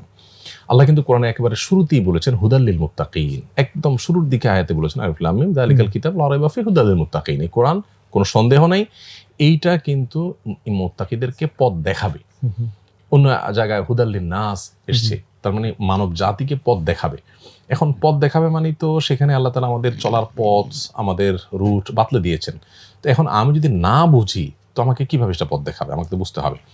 এই জন্য বোঝার গুরুত্ব আছে, এতে কোনো সন্দেহ নেই। কিন্তু কেউ যদি প্রশ্ন করেন যে না বুঝে পড়লে কি লাভ, এটা নিয়ে ডিবেট আছে এবং এটা নিয়ে বেশ বড় সড়ো। এটা শিক্ষিত সমাজে তো এটা এখন বেশি প্রবল যে ভাই বুঝলামই না, তার শুধু বুঝলাম না, তাহলে লাভ কি? মানে আদৌ কি না বুঝে পড়লে কোনো লাভ আছে কিনা? উত্তর হলো অবশ্যই লাভ আছে। কারণ নবী করিম সাল্লাল্লাহু আলাইহি ওয়াসাল্লাম বলেছেন যে কোরআন কারীম যদি কেউ তেলাওয়াত করে তাহলে প্রতিটা অক্ষর তেলাওয়াতের বিনিময়ে তিনি 10টি করে বিনিময় পাবেন আল্লাহর কাছে। তো এই হারে আল্লাহ তাআলা দিতে থাকবেন বিনিময়। এখন এখানে কিন্তু নবী সাল্লাল্লাহু আলাইহি ওয়াসাল্লাম শর্ত দেন নাই যে বুঝে পড়লে এটা পাবে। এখন কেউ বলতে পারবে নবী সাল্লাল্লাহু আলাইহি ওয়াসাল্লাম শর্ত না দিলে কি হয়েছে, এটা ওনার উদ্দেশ্য ছিল, কেউ বলতে পারে। তখন তার বলাটা যে ভুল বা সঠিক নয় তার প্রমাণ হলো আল্লাহ নবী সাল্লাল্লাহু আলাইহি ওয়াসাল্লাম কিন্তু পরে এক্সপ্লেইন করেছেন, ব্যাখ্যা করেছেন যে একটা অক্ষর পড়লে 10টা নেকি পাবে। এর মানে কি? এর মানে ব্যাখ্যা করতে গিয়ে তিনি বলেছেন আলিফ লাম মিম, এখানে আলিফ একটা বর্ণ, লাম একটা বর্ণ, মিম আরেকটা বর্ণ, তিনটা মিলে এক বর্ণ বলছি না, তার মানে তিনটা বললে 30টা নেকি পাবে তুমি। এখন প্রশ্ন হলো যারা দাবি করছেন যে কোরআন বুঝে না পড়লে তার কোনোই সওয়াব নাই, কোনোই লাভ নাই, তাদের কাছে প্রশ্ন হলো আলিফ লাম মিমের মিনিং আপনি কি বুঝেন? আপনি নিশ্চয়ই বুঝেন না। নবী সাল্লাল্লাহু আলাইহি ওয়াসাল্লাম কিন্তু ওইটার সওয়াবও পাওয়া যাবে বলেছেন। তার মানে ওইটা তো আমরা কেউ আলিফ লাম মিম কোরআনের এমন যা শব্দগুলোর অন্তর্ভুক্ত, যে শব্দগুলোর মিনিং আল্লাহ ছাড়া কেউ জানেন না, এবং কোরআন এটা আরেকটা আলোচনার জায়গা, এবং এইটা নিয়ে আলাদা শাস্ত্র আছে যে কোরআনের যে সূরা শুরুতে আপনার এ জাতীয় অক্ষরগুলো আছে সেগুলোর আসলে আলাদা কোনো মিনিং আমরা বুঝি না, তাহলে আল্লাহ তাআলা কেন দিলেন, এটা নিয়ে আলাদা একটা শাস্ত্র আছে। আমরা আসলে একটা দুইটা নয়, হাজার হাজার শো করেও কোরআনের ওই বিষয়গুলোকে আমরা ওইভাবে টাচ করতে পারবো না। বাকি আমরা শুধু বোঝার জন্য বলছি যে আলিফ লাম মিম এটার অর্থ আব্দুল ইবনে আব্বাস রাদিয়াল্লাহু তাআলা কোরআন সবচেয়ে বেশি বুঝছেন কে পৃথিবীতে, যদি আপনি প্রশ্ন করেন উত্তর হবে আব্দুল ইবনে আব্বাস রাদিয়াল্লাহু তাআলা, কারণ নবী সাল্লাল্লাহু আলাইহি ওয়াসাল্লাম তার জন্য দোয়া করেছেন, আল্লাহুম্মা আল্লিমহুল কিতাব, আল্লাহ এই কোরআনের জ্ঞান তাকে দিও। এজন্য পৃথিবীর ইতিহাসে যত কোরআন বিশ্লেষক আসবেন সবাইকে দিন শেষে রেফারেন্স টানতে হয় এই বিষয়ে আব্দুল ইবনে আব্বাস কি বলেছেন, ওইটাই সর্বাগ্রে উঠে আসে। তো সে আব্দুল ইবনে আব্বাস পর্যন্ত এর ব্যাখ্যার তার বক্তব্য হলো আল্লাহু আ'লামু বিমুরাদিহি বিযালিক, মানে আলিফ লাম মিম বলতে কি বোঝাতে চেয়েছেন এটা আল্লাহ তাআলা ভালো জানেন। প্রশ্ন উঠতে পারে যে আল্লাহই ভালো জানেন, তাহলে আমাদেরকে আল্লাহ দিলেন কেন? এটা নিয়ে আরেক লম্বা চড়া আলোচনা হবে, আমি ওই জায়গায় যাচ্ছি না। আলিফ লাম মিম এখান থেকে নবী সাল্লাল্লাহু আলাইহি ওয়াসাল্লাম বলছেন যে সওয়াব পাওয়া যাবে, তাহলে বোঝা গেল কোরআনে কারীমের তেলাওয়াত যদি কেউ না বুঝেও পড়ে তিনি ডেফিনেটলি সওয়াব পাবেন। তবে কোরআনে কারীম শুধুমাত্র সওয়াব আহরণের মেশিন হিসেবে আসে নাই, যেটা শুধু আমাকে আল্লাহ তাআলা সওয়াব আহরণ করার জন্য দিয়েছেন, যে ঠিক আছে সওয়াব তুমি অ্যাকাউন্ট ভরে ফেলো। এখান থেকে আল্লাহ তাআলা আমাদেরকে গাইড নেওয়ার জন্য, উপদেশ গ্রহণ করার জন্য বলেছেন। কোরআনে কারীমে যে আয়াতগুলো সবচেয়ে বেশি সংখ্যকবার রিপিট হয়েছে এর মধ্যে আমার ধারণা মতে দ্বিতীয় হবে একটা আয়াত ওয়ালাকাদ ইয়াসসারনা লিযিকরি ফাহাল মিন মুদ্দাকির, আরেকটা আছে ফাওয়াইলুল লিল মুকাজ্জিবিন, আর সবচেয়ে বেশি রিপিট হয়েছে ফাবি আইয়ি আলাই রাব্বিকুমা তুকাজ্জিবান, সবচেয়ে বেশি সংখ্যকবার রিপিট হয়েছে কোরআনে। তো আল্লাহ বারবার করে বলছেন ওয়ালাকাদ ইয়াসসারনাল কুরআনা লিযিকরি ফাহাল মিন মুদ্দাকির, উপদেশ গ্রহণ করবার জন্য আমি কোরআনকে সহজ করে দিয়েছি। আছে কি কেউ উপদেশ গ্রহণ করকারী? তার মানে আল্লাহ সুবহানাহু ওয়া তাআলা বলছেন এটা বোঝার জন্য কেউ যদি চেষ্টা করে তো তার জন্য খুব মহাকঠিন কিছু না, চেষ্টা করলে আল্লাহ তাআলা তাকে বোঝার তৌফিক দিবেন। এবং আপনি অবাক হবেন, আমি সাধারণ শিক্ষিত মানুষদের মধ্যে এরকম বহু মানুষ দেখেছি যারা খুব অল্প সময়ের মধ্যে কোরআনিক আরবিককে রপ্ত করে ফেলেছেন এবং এটার মাস্টার হয়ে গেছেন। এবং আমার মাঝে মাঝে অবাক লাগে যে কোনো কোনো ক্ষেত্রে আমার চাইতে ভালো ধারণা রাখেন, অথচ ওনার একাডেমিক কোনো পড়াশোনা নাই এবং এটার পিছনে যে তিনি অনেক বহুকাল পরিশ্রম করেছেন তাও না, কিন্তু আল্লাহ তাআলা এই পর্যায়ে তাকে নিয়ে গেছেন। তার মানে কোরআনে আল্লাহ বলেছেন ওয়াল্লাযীনা জাহাদু ফীনা লানাহদিয়ান্নাহুম সুবুলানা, কেউ যদি আমার পথে আসতে চায়, কোরআন বুঝতে চায়, কোরআনের সান্নিধ্যে আসতে চায়, কোরআনের গভীরে ঢুকতে চায়, আল্লাহর হেদায়েতের পথে আসতে চায়, আল্লাহ বলেছেন লানাহদিয়ান্নাহুম সুবুলানা। আরবি গ্রামারে একটা শব্দকে গুরুত্ব বোঝাবার জন্য যতগুলো অব্যয় ব্যবহার করা যায়, তিনটা অব্যয় তিনটা এখানে আছে। লানাহদিয়ান্নাহুম মানে লাম একটা অব্যয়, এটা দিয়ে গুরুত্ব বোঝায়, নুন একটা অব্যয়, এটা দিয়ে গুরুত্ব বোঝায়, নুনের উপর আবার ডাবল নুন তাস দিলে নুন আরেকটা গুরুত্ব বোঝায়। লানাহদিয়ান্নাহুম সুবুলানা বাংলা অনুবাদ করলে এভাবে অনুবাদ হতে পারে, অবশ্যই অবশ্যই অবশ্যই আমি তাকে পথ দেখাবো, একটা পথ না, সাবিলের বহু বচন সবুল, বহু পথ। আপনি আল্লাহ পথে আসতে চাইবেন, আল্লাহ বলছেন তুমি আমার পথে যদি আসতে চাও, তোমাদের সদ ইচ্ছা থাকে, সত্যানুসন্ধান দৃষ্টি থাকে এবং প্রচেষ্টা থাকে, আমি তোমাকে আসার জন্য পথ দেখাবো, অনেকগুলো পথ, একটা দুটা পথ না। অবশ্যই এবং অবশ্যই অবশ্যই পথ দেখাবো। সো আমার সদিচ্ছা দরকার, শুরুটা করা দরকার, চেষ্টা থাকা দরকার, আল্লাহ তাআলা পথ দেখাবেন। তো কোরআনে আমরা যখন দেখি যে অর্থ সহকারে কোরআন গাইড করার জন্য আসছে, আমি এটা বলতে চাইছি যে কোরআন আমাকে পথ দেখাবে, কিন্তু আমাকে চেষ্টা করতে হবে বোঝার জন্য, জানার জন্য। তাহলে মিনিং ছাড়া, না বোঝা ছাড়া কোরআন তেলাওয়াত করলে আমি সওয়াব পাবো, কিন্তু বুঝে যদি পড়ি তাহলে সেক্ষেত্রে কোরআনের আসল উদ্দেশ্যটা সাধন হবে। এখন কেউ বলতে পারে যে না বুঝে তেলাওয়াত করলে এটাতে কি লাভ, এটাতে কি লাভ? এখন একটা উপমা তো এখন খুব সহজেই, যে এখন আমি যে আপনার ভয়েস কমান্ডের মাধ্যমে ফ্যানকে বলতেছি ফ্যান স্টার্ট হও, বা ইয়াকে আপনার মোবাইলকে বলতেছি যে কল অমুক, তো মোবাইল কল করে দিচ্ছে, হাই শ্রী কল অমুক, সে করে দিচ্ছে। তো এমন আছে আমি হয়তো বাংলা ইংরেজি বুঝি না, হতে পারে, এমন হতে পারে, তো আমি বললাম আর মোবাইল আমার কথা শুনে ফেললো, কাজ হয়ে গেল। এইটা যদি হতে পারে তো আল্লাহর কালাম আমি না বুঝে পড়লে সেটা ইফেক্ট হবে না, সেটা কাজ করবে, এটা আমি কিভাবে বুঝলাম? আল্লাহ সুবহানাহু ওয়া তাআলার কালাম তো মানুষ এগুলোর সাথে কোনো তুলনাযোগ্য বিষয়ই না। সেখানে আমার কাছে যদি দৃষ্টান্ত আছে যে না বুঝে বললেও অনেক কিছু হয়, তাহলে কোরআনের ক্ষেত্রে সেটা তো আরো বেশি হবে, কারণ কোরআনের মিরাকল তো আর মানুষের কোন সৃষ্টির সাথে তুলনাযোগ্য না। না না, স্বাভাবিক। মানে আমি এই উদ্দেশ্যে সেম জিনিসটাই এইভাবে এক্সাম্পলটা মাথায় আসলো আমার। যেমন ধরেন একটা বিশাল ট্রাক্টর বা ক্রেন, এবং এখন তো প্রযুক্তি ওই জায়গায় গেছে যে এটাকে ভয়েস কমান্ড দিয়ে অন অফ করা যায়, তো ক্রেনটা অনেক দূরে, আর আমি জানি যে বিশাল একটা খাল আমাকে খনন করতে হবে, তো মানুষজন জানে যেটা, যারা এই প্রযুক্তি যারা দেখে নাই তারা জানে খাল খনন করতে হলে মাথায় একটা ঝাঁকি নিতে হবে, কোদাল নিতে হবে। তো আমি বললাম যে ভাই তোমাদের এত কষ্ট করে হাজার হাজার মানুষ জোগাড় করে এই কোদাল মোদাল এগুলো করার কিচ্ছু দরকার নেই, এখানে বৈশা আমি তোমাকে শিখাই দেই, তুমি বলো, মানে একটা এরকম সেন্টেন্স যে high crane start on and এই ডিগ দিস কোঅর্ডিনেটর, আমি এরকম একটা লাইন, যে কমান্ডটা 3 বার দিলে ক্রেনটা অন হয়ে যাবে এবং অন হয়ে হচ্ছে সে খুঁড়ে টুরে খাল বানাই দিবে। তো যারা এই প্রযুক্তি দেখে নাই তাদের কাছে বলছে ভাই এটা কোনোদিন কথা, আমরা গল্প। হাজার খানেক লোক দিন নাই রাত নাই দিনের পর দিন কাজ করে ফুটতে পারছেন, আপনি বুঝে বুঝে বললেন যে এই হওয়ার হয়ে গেল। এটা গল্প নয়। সুবহানাল্লাহ বললেন যে জান্নাতে ইয়ে হয়ে যাবে, তাই না? যার দৃশ্যটা আমার সামনে জি। জানা নাই। So, আমার কাছে এটা ভয়েস কমান্ড এবং আলিফ লাম মিম অর্থ বোঝা যায় না। আমি এটাকে ওই যে আমাদের কম্পিউটার সায়েন্সে এটাকে স্টার্ট বিট স্টপ বিট বলে। মানে আমরা যখন কোনো একটা কমিউনিকেশন করি এই ইন্টারনেটের মাধ্যমে বা এরকম, তো ওই যে ইনস্ট্রাকশন যেগুলো যায় তার সামনে পিছনে কিছু অর্থহীন সংকেত থাকে, যে অর্থহীন সংকেতটা দেখে বোঝা যায় যে লাইনটা শুরু হইলো, এই লাইনটা এখানে শেষ হলো। সো এটা ইটস লাইক এরকম হইতেই পারে যে আল্লাহ তাআলা আলিফ লাম মিম দিয়ে এমন একটা ভয়েস কমান্ড ওখানে জেনারেট করে দিচ্ছেন যেটার অর্থ থাকার দরকার নাই, যেটার মাধ্যমে টেকনোলজিটা ওপেন হচ্ছে, সার্কিটটা হয়তো Right. ওয়ার্ক করা শুরু করতে। যাই হোক, আমি আমার জি, স্বল্প জি, বুদ্ধিতে জি, জি, জি। বললাম আর কি। জি। তাহলে আমরা যেহেতু কোরআনের অর্থ বোঝার গুরুত্বটা এখানে মোটামুটি ভালোভাবে বুঝলাম, সেক্ষেত্রে তো খুব কমন কোয়েশ্চেন যে অনুবাদ যেগুলো আছে সেটার ভিতরে আপনি কোনটা সাজেস্ট করেন, অথবা কেউ যদি আরেকটু ডেপথে যেতে চায় তাফসির, সেক্ষেত্রে আপনার সাজেশন কি থাকবে? আহ, কোরআনের অনুবাদ, বাংলা অনুবাদ আসলে খুব বেশি যে আমার পড়া হয় বা দেখা হয়েছে এরকম না, যে আমি আগাগোড়া দেখে মূল্যায়ন করে বলতে পারবো এটা খুব ভালো অনুবাদ হয়েছে ওনাটা হয় না, আপনার তো এরকম। অ্যাডভান্টেজ, তো আপনি আরবি জানেন। হ্যাঁ, এটাই। আচ্ছা, তো আমি অবশ্য চাইবো যে এই প্রশ্ন যারা করেন তাদের এই প্রশ্ন করার প্রয়োজনই না হয়, অর্থাৎ মানুষের কোরআনের অনুবাদ কিনে পড়ার প্রয়োজন না হয়, উনি কোরআনিক আরবিকটা বুঝে ফেলেন, নিজে নিজে কোরআনটা বোঝার চেষ্টা করেন। আমাদের পাঠক দর্শকরা কেউ হয়তো বলতে পারেন যে এটা কি সম্ভব, আমি সাধারণ মানুষ মাদ্রাসা ব্যাকগ্রাউন্ডে কোরআন কিভাবে বুঝবো। আমি এটা কিন্তু বলেছি মাঝে যে আমি জেনারেল ব্যাকগ্রাউন্ডে অনেককে দেখেছি যারা অল্প সময়ে কোরআনে কারিমকে সুন্দর করে বুঝতে পারে না। কোরআনটা এমন একটা জিনিস, মাত্র কয়েকশো শব্দের অর্থ বুঝলে পুরো কোরআন বোঝা, কোরআনের ম্যাক্সিমাম অংশ বোঝা সহজ। মানে আল্লাহ কোরআনকে যে সহজ করে দিয়েছেন বলেছেন বোঝার জন্য, উপদেশ গ্রহণ করবার জন্য, সত্যিই সেটা আক্ষরিক অর্থেই বোঝার জন্য সহজ।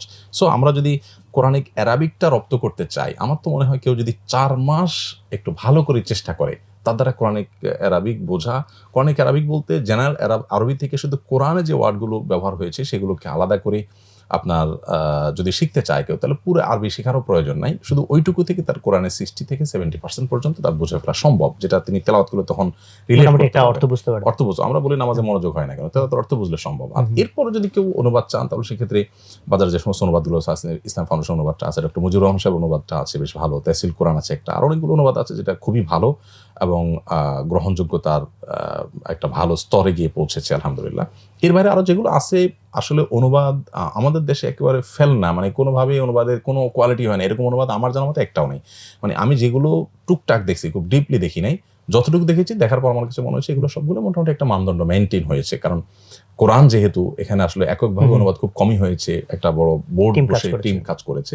সো আমার মনে হয় এক্ষেত্রে যেমন ইসলাম ফাউন্ডেশনটা আমি যতটুকু জানি এখনো সাধু ভাষায়, অনেকে সাধু ভাষায় খুব বেশি স্বাচ্ছন্দ্য বোধ করে না, তখন তিনি ডেফিনেটলি অন্যগুলোতে আসবেন। তো এটা আর তাফসিরের ক্ষেত্রে আপনার suggestion? তাফসিরের ক্ষেত্রে আমি বলবো যদি আপনি সংক্ষেপ করে জানতে চান, তাহলে সেক্ষেত্রে তাফসিরে মারহুল কোরআনটা মুফতি শফি রহমতুল্লাহ আলাইহির লেখা, যেটা সৌদি আরব থেকে প্রিন্ট হয়েছিল, এটা এখন বোধহয় 1 ভলিউমে 2 ভলিউমে পাওয়া যায়।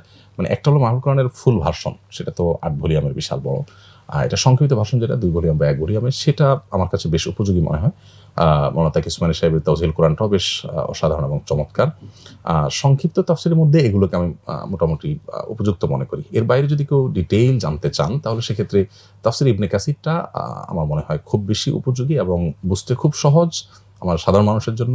অবশ্য যারা আরবি বুঝেন তাদের জন্য আরো অন্য তাফসিরের কথা বলা যায়, কিন্তু তাফসির ইবনে কাসিরটা সাধারণ মানুষের বোঝার জন্য খুবই সহজ এবং নস ভিত্তিক, অর্থাৎ কোরআন হাদিসের মূল পাঠ ভিত্তিক এটা, যার কারণে সেটা ডিটেলটা জানতে চাইলে সেটা আমি বলবো, আর সংক্ষেপ জানতে চাইলে তাফসিরুল কোরআন এবং মাল কোরআন আমার মনে হয় বেশ বেটার।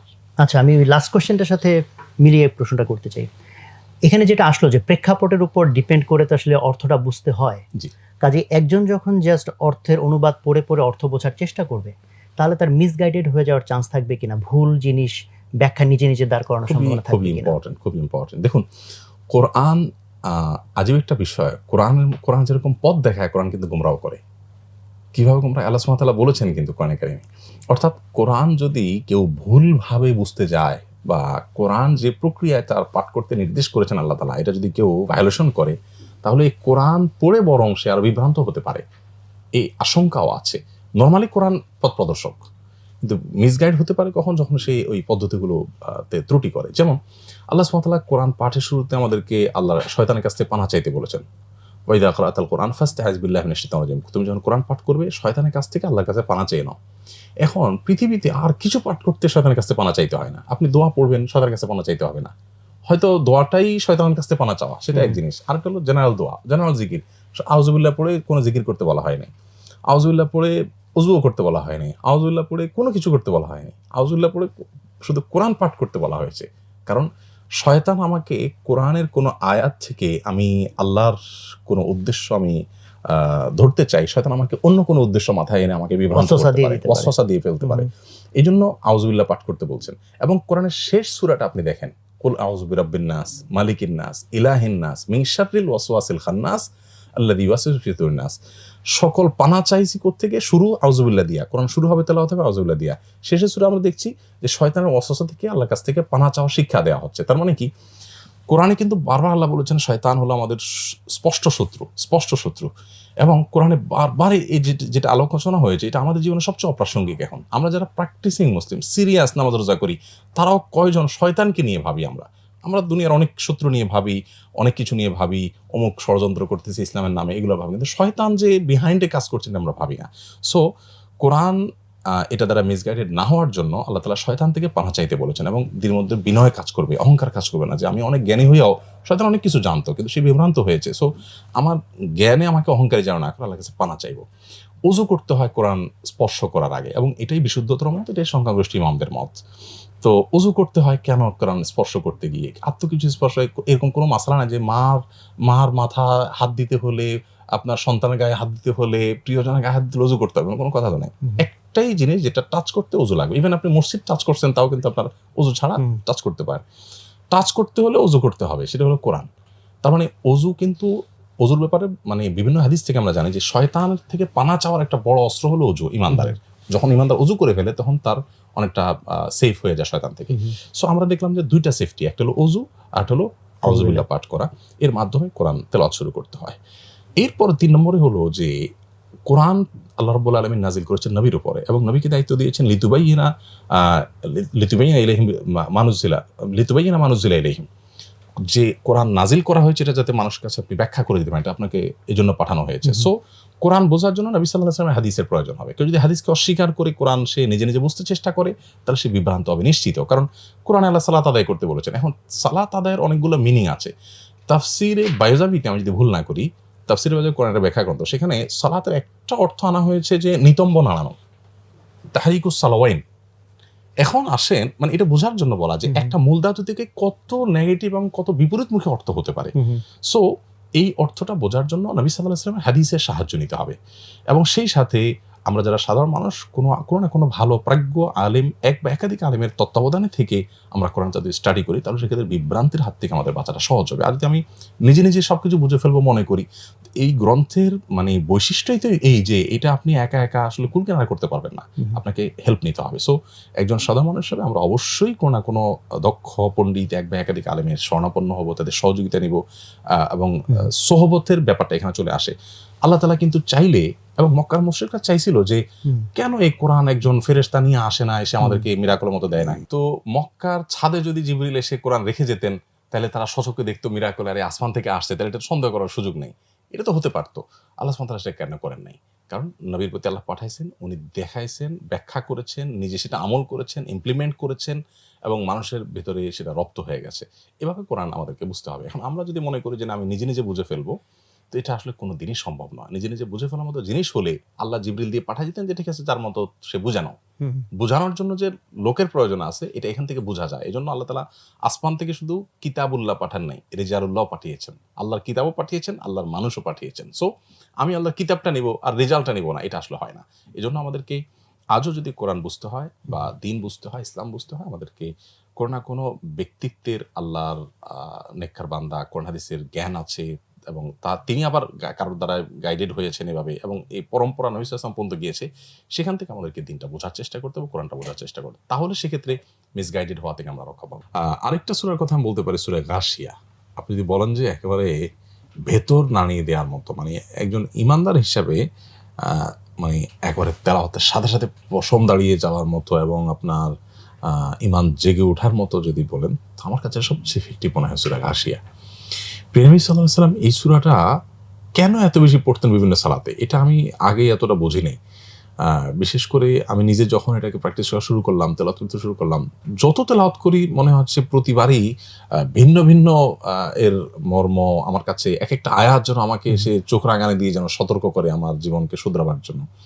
সূরা গাশিয়া এটা নবী সাল্লাল্লাহু আলাইহি সাল্লাম জুমাতে, ঈদের নামাজে পড়তেন, এত বেশি পড়তেন যে তার থেকে শুনে শুনে সম্ভবত ফাতেমা রাদিয়াল্লাহু তাআলা বলেছেন যে আমার মুখস্থ হয়ে গেছে সূরা। আচ্ছা। মানে এত তেলাওয়াত করতেন উনি যে আমি শুনতে শুনতে আমার মুখস্থ হয়ে গেছে। তো সূরা গাশিয়াটার প্রভাব, মানে যদি আপনি ফেভারিট সূরা বলেন, অর্থাৎ শুনতে ভালো লাগে সূরা হিজর বলেছি আমি, কিন্তু আমার মধ্যে সবচেয়ে বেশি প্রভাব সৃষ্টিকারী সূরা যদি বলেন, আমরা তো আগে আয়াতের কথা বলছি, পার্টিকুলার সূরা বলেন তো পুরো সূরা গাশিয়া একদম শুরু থেকে শেষ পর্যন্ত। আর 3টি আয়াতকে আল্লাহ তাআলা সবচেয়ে বেশি রিপিট কোরআনে করেছেন। এটা একটা হলো আফাবিয়া ইয়া আলা রাব্বিকুমা তুকাজ্জিবান। পুরো কোরআনে আল্লাহ তাআলা তার নিয়ামতের যে বিবরণ দিয়েছেন, এটা বারবার আল্লাহ তাআলা বলেছেন সূরা ওয়াকিয়াতে। আরেকটা হলো আর রহমানে, দুঃখিত, ফাওয়াইলু ইয়াউমিদিল লিল মুকাজ্জিবিন, আল্লাহর প্রতি অবিশ্বাসী এবং কোরআনকে অস্বীকারীদের জন্য ধ্বংস অনিবার্য বা তাদের জন্য ধ্বংস নিশ্চিত। এই আয়াতটাকে সবচেয়ে বেশি রিপিট করেছেন আল্লাহ তাআলা। আরেকটা হলো ওয়ালাকাদ ইয়াসসারনাল কুরআনা লিযিকরি ফাহাল মিন মুদ্দাকির, কোরআন আমি সহজ করে দিয়েছি উপদেশ গ্রহণ করার জন্য, আছে কি উপদেশ গ্রহণকারী? আমাদের এই সংক্ষিপ্ত সূত্রে তার এত কথা বলার সুযোগ নেই। এই 3টা আয়াতের কেন এত বেশি আল্লাহ তাআলা বারবার রিপিট করেছেন? সংখ্যা তত্ত্ব নিয়ে আমরা বলছিলাম প্রসঙ্গত যে এই আয়াতগুলো আমাদের কাছে মনে হতে পারে একটা কথা একবার বেশি 2বার বললেই তো হয়, একটা কথা 10 বার 15 বার 20 বার বলতে হবে।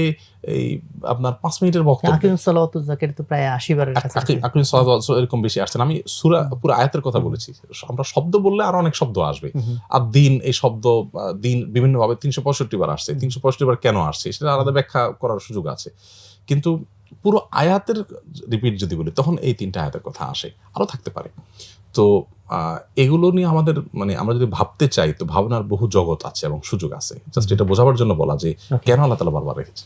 আচ্ছা, আমি আরেকটা প্রসঙ্গে একটু যেতে চাই যে কোরআনের প্রভাবের যে জায়গাটুকু আমরা এখন পর্যন্ত মূলত বুঝলাম, ইন্সপিরেশন, গাইডেন্স, এই জায়গাটা আমরা যদি একটু বিধিবিধানের জায়গায় যাই, যে কোরআন একই সাথে আমাদের জন্য অনেক বিধিবিধান রেখেছে।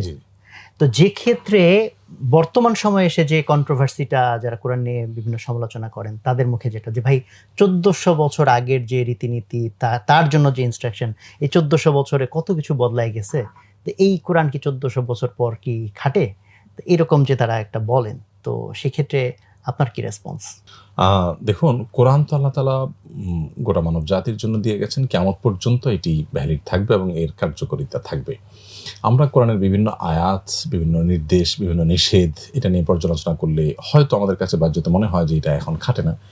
আমরা কোরআন তো কোরআনের ব্যাখ্যা যে হাদিস, সে হাদিসের বিভিন্ন আদেশ নিষেধ আমরা দেখি যে 1400 বছর আগে নবী করিম সাল্লাল্লাহু আলাইহি সাল্লাম বলেছেন তোমরা রাস্তা দখল করবে না, রাস্তার পাশে বসবে, রাস্তায় বসবে না। দেখুন, এখন ফুটপাতে আমরা দোকান করি, আমরা ফুটপাত দখল করি, আমরা বাইক চালালে ফুটপাতের উপর উঠাই দিই, পাবলিকের চলতে অসুবিধা হয়। আপনি 1450 বছর আগে চলে যান তো, সেই মক্কাতে মানুষ ছিল কয়েক হাজার। এত বিশাল মক্কার এই বিস্তীর্ণ এলাকাতে রাস্তায় বসে থাকবে তো দূরের কথা, রাস্তা তো মরুভূমির এমাদাতের মতো পুরাটাই রাস্তা। মানে এই কথাগুলো খুব বেশি প্রাসঙ্গিক মনে হয়, কিন্তু এখন সেটা কতটা জাজ্জল্যমান এবং শাশ্বত মনে হয় না। কোরআনে কারীমের প্রতি, এটা তো আমি বললাম কোরআনের ব্যাখ্যা হলো হাদিস, সেটার যদি অবস্থা হয়, আমি একটা বলেছি আপনাকে, আপনি আজকে পরিবেশ নিয়ে দেখেন আমরা অনেক চিন্তিত, তাই না? আমরা আজকে অধিকার নিয়ে অনেক কথা বলছি, প্রাণীর অধিকার নিয়ে কথা বলছি। নবী করিম সাল্লাল্লাহু আলাইহি ওয়াসাল্লাম বলছেন যে পশু জবে করে তোমাকে যদি খেতে হয়, আল্লাহ তোমার সৃষ্টির জন্য, তোমার জন্য তৈরি করেছেন তাকে, সেটার ক্ষেত্রেও তুমি মানবিক হবে, ছুরি ভালো করে ধার দিয়ে নিবে, অপ্রয়োজনে তাকে কষ্ট দিবে না। তো এখন আমরা প্রাণীর অধিকারের কথা বলছি, এই সমস্ত কথা তখন বলা আছে। আমরা পরিবেশ রক্ষার কথা বলছি, নবী সাল্লাল্লাহু আলাইহি ওয়াসাল্লাম বলেছেন তোমার হাতে গাছের চারা আছে, তুমি দেখতে পাচ্ছ ইসরাফিল সিংহা ফুৎকার দিবেন, এখন মহাপ্রলয় হবে, সব শেষ হয়ে যাবে, তুলা মতো উঠতে থাকবে, চারা লাগলে সেটাও শেষ হয়ে যাবে, তারপর তুমি চারা লাগাও, কারণ তুমি সব পেয়ে যাবে আল্লাহ তাআলার কাছে। মানে বৃক্ষরোপণের এত ফজিলত এখন আমরা তো বুঝি যে কেন বৃক্ষ এত বেশি গুরুত্বপূর্ণ আমাদের জন্য। ফ্যাক্টরি রেভলিউশনের পরে এটার অপরিহার্যতা আরো আমরা বুঝতে পারলাম, কিন্তু 1400 বছর আগে এর গুরুত্ব কি, এর সিকি ভাগ কেন, এর বিন্দু পরিমাণে কি আমরা বুঝতে পেরেছি পৃথিবীর মানুষ? কিন্তু তখন কোরআন মানে হাদিস সেটা ভুলে গেছে। এভাবে তো আমরা ব্যাখ্যা করতে যাই, একটা একটা করতে হাজারো ব্যাখ্যা দেখানো যাবে। কোরআনের প্রতিটা বিধানই আমাদের জন্য শাশ্বত এবং সর্বযুগের জন্য প্রযোজ্য। কোনোটি আমাদের কাছে মনে হতে পারে যে এটা বোধহয় এখন খাটে না, এই বিষয়টা, এই মনে হওয়াটা কিরকম, আমি একটু একটা উপমা দিতে চাই। ধরেন আপনি কোন একটা কোম্পানির মালিক, আমি আপনার কোম্পানির একজন সামান্য ড্রাইভার। আপনি আমাকে অর্ডার করলেন যে এই ডিভাইসটা অমুক জায়গায় দিয়ে আসো। আমি দিয়ে আসছি। আবার কালকে আপনি একই কথা বললেন, নিয়ে আসো, দিয়ে আসো, নিয়ে আসো, দিয়ে আসো। আমি আমার সহকর্মীদের বলতেছি, ওটা মনে হয় মাথায় সমস্যাই আছে, কি জানে এই একই জিনিস ওখানে দিয়ে আসুন, রেখে আসলে কি হয়? মানে আমি যদি আপনি অ্যাজ এ মালিক আপনার প্রত্যেকটা কাজের রহস্য যদি আমি বুঝতে চাই, তাহলে এটা কখনো গ্রহণযোগ্য হবে না যে আমি একজন সামান্য ড্রাইভার হয়ে আমার মালিকের প্রত্যেকটা আদেশ নিষেধের রহস্য তো আমি উদ্ঘাটন করে ফেলবো, এটা তো আসলে মানে বাস্তবসম্মত সম্ভব না। না। এটা হলো আপনি আমি দুজন মানুষ, সেই জায়গাতে যদি এত পার্থক্য হয়, তাহলে মহান স্রষ্টার সকল আদেশ নিষেধের যথার্থতা বাস্তবতা আমি বুঝে ফেলবো, দেন মানবো, এটা যদি হয়, তাহলে এটা কিভাবে সম্ভব হয়? মানে সৃষ্টির সাথে স্রষ্টার পার্থক্যতা তো মালিক আর এই ড্রাইভারের পার্থক্য চাইতে অগণিত গুণ বেশ কম, মানে কোনো তুলনায় চলে না। শুধু তাই নয়, আমি যদি এই কথাকে আল্লামা ইকবাল বলেছেন একটা খুব চমৎকার কবিতার মাধ্যমে, বলেছেন জো সমঝ মে আ গই ও ফির খোদা কিউ কর হুয়া, যাকে আমি বুঝেই ফেললাম সে আবার আল্লাহ হলো কেমনে? জি জি। আমি এত এত সহজ হলো কিভাবে? আর একটা বিষয় হলো যে আমি আমার সৃষ্টির জায়গা থেকে আমি যদি সবকিছুকে বুঝে বুঝে তারপরে মানবো বলি, তাহলে তো আমি কি আল্লাহর গোলাম না আমার বুঝের গোলাম? মানে আমি কি আসলে বুঝের উপর ঈমান আনলাম। আমি বুঝের উপরে আনলাম, তাহলে এই বিষয়টা আরেক প্রশ্ন এসে দাঁড়ায় যে আমি আমার নিজেকে যদি খোদা মনে করি নাউজুবিল্লাহ, তাহলে আমার যা বুঝে আসবে সেটাই করবো, এটাই আমার কাছে মূল মানদণ্ড যে আমার বুঝে আসলো কি আসলো না। তো দিন শেষে তো আমি বুঝেরই দাসত্ব করলাম, আল্লাহ দাসত্ব করলাম না।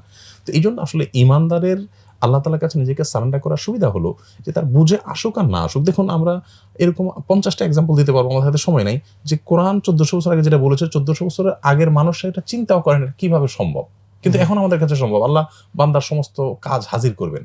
আরে কাজ আবার হাজির করবে কিভাবে? এখন ভিডিও ধারণ করতে পারি, আমরা অডিও ধারণ করতে পারি, কতভাবে কাজ হাজির করা যায়।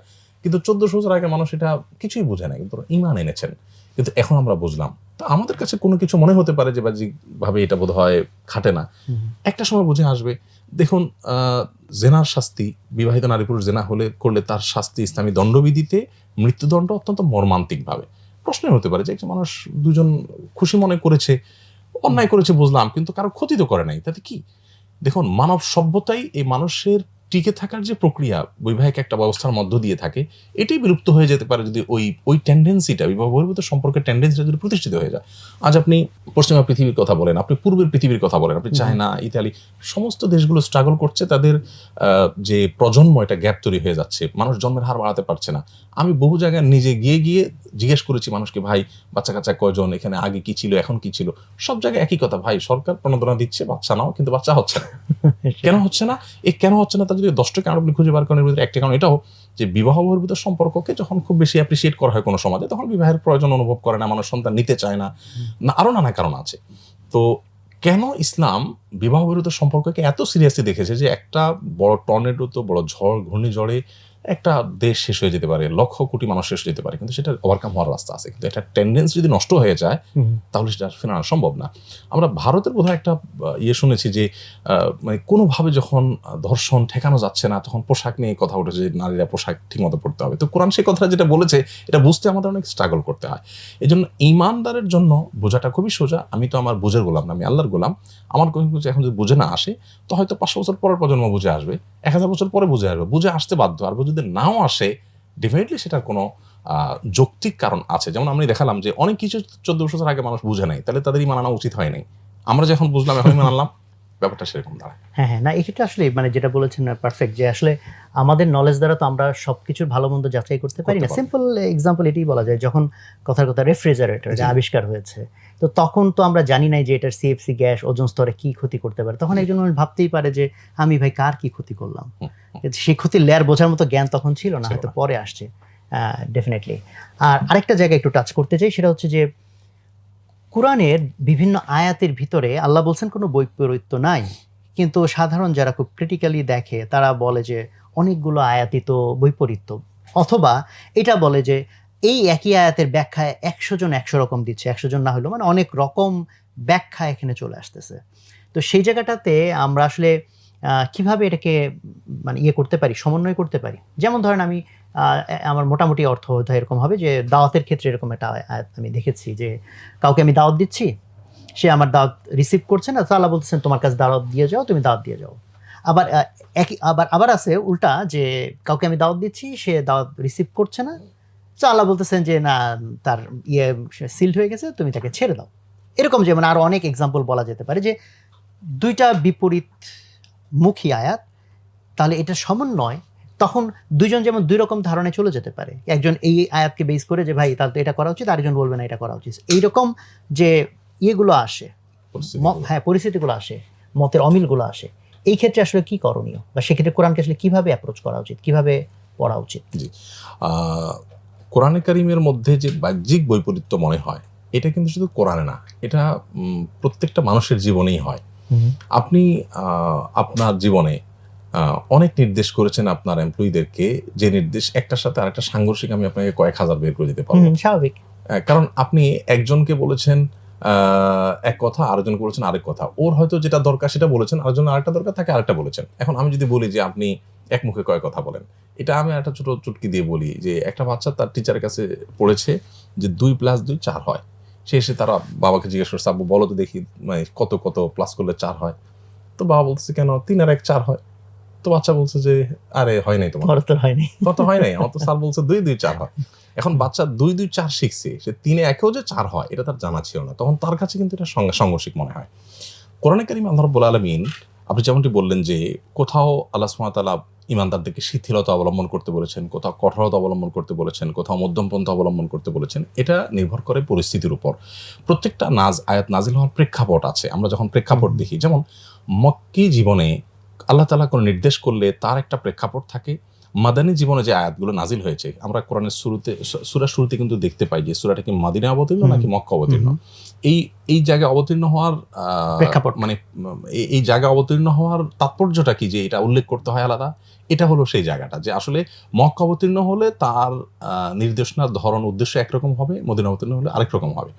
আরেকটা বিষয় হলো কোরআনে কারিমে আল্লাহ তাআলা কিন্তু অনেক আয়াত, অনেক সূরা রহিত করেছেন যে এটা একটা পর্যায়ে ছিল এই পরিস্থিতির জন্য, কিন্তু এটা পরবর্তী পরিস্থিতির জন্য আল্লাহ তাআলা এটা দিয়েছেন। এখন কেউ বলতে পারে তাহলে আল্লাহ কি এক্সপেরিমেন্ট চালালেন, যে ঠিক আছে এটা দিলাম না, খাটলো না, তাহলে চেঞ্জ করে দিলাম, এটা কি ডাক্তার এক্সপেরিমেন্ট চালানোর মতো? অবশ্যই না।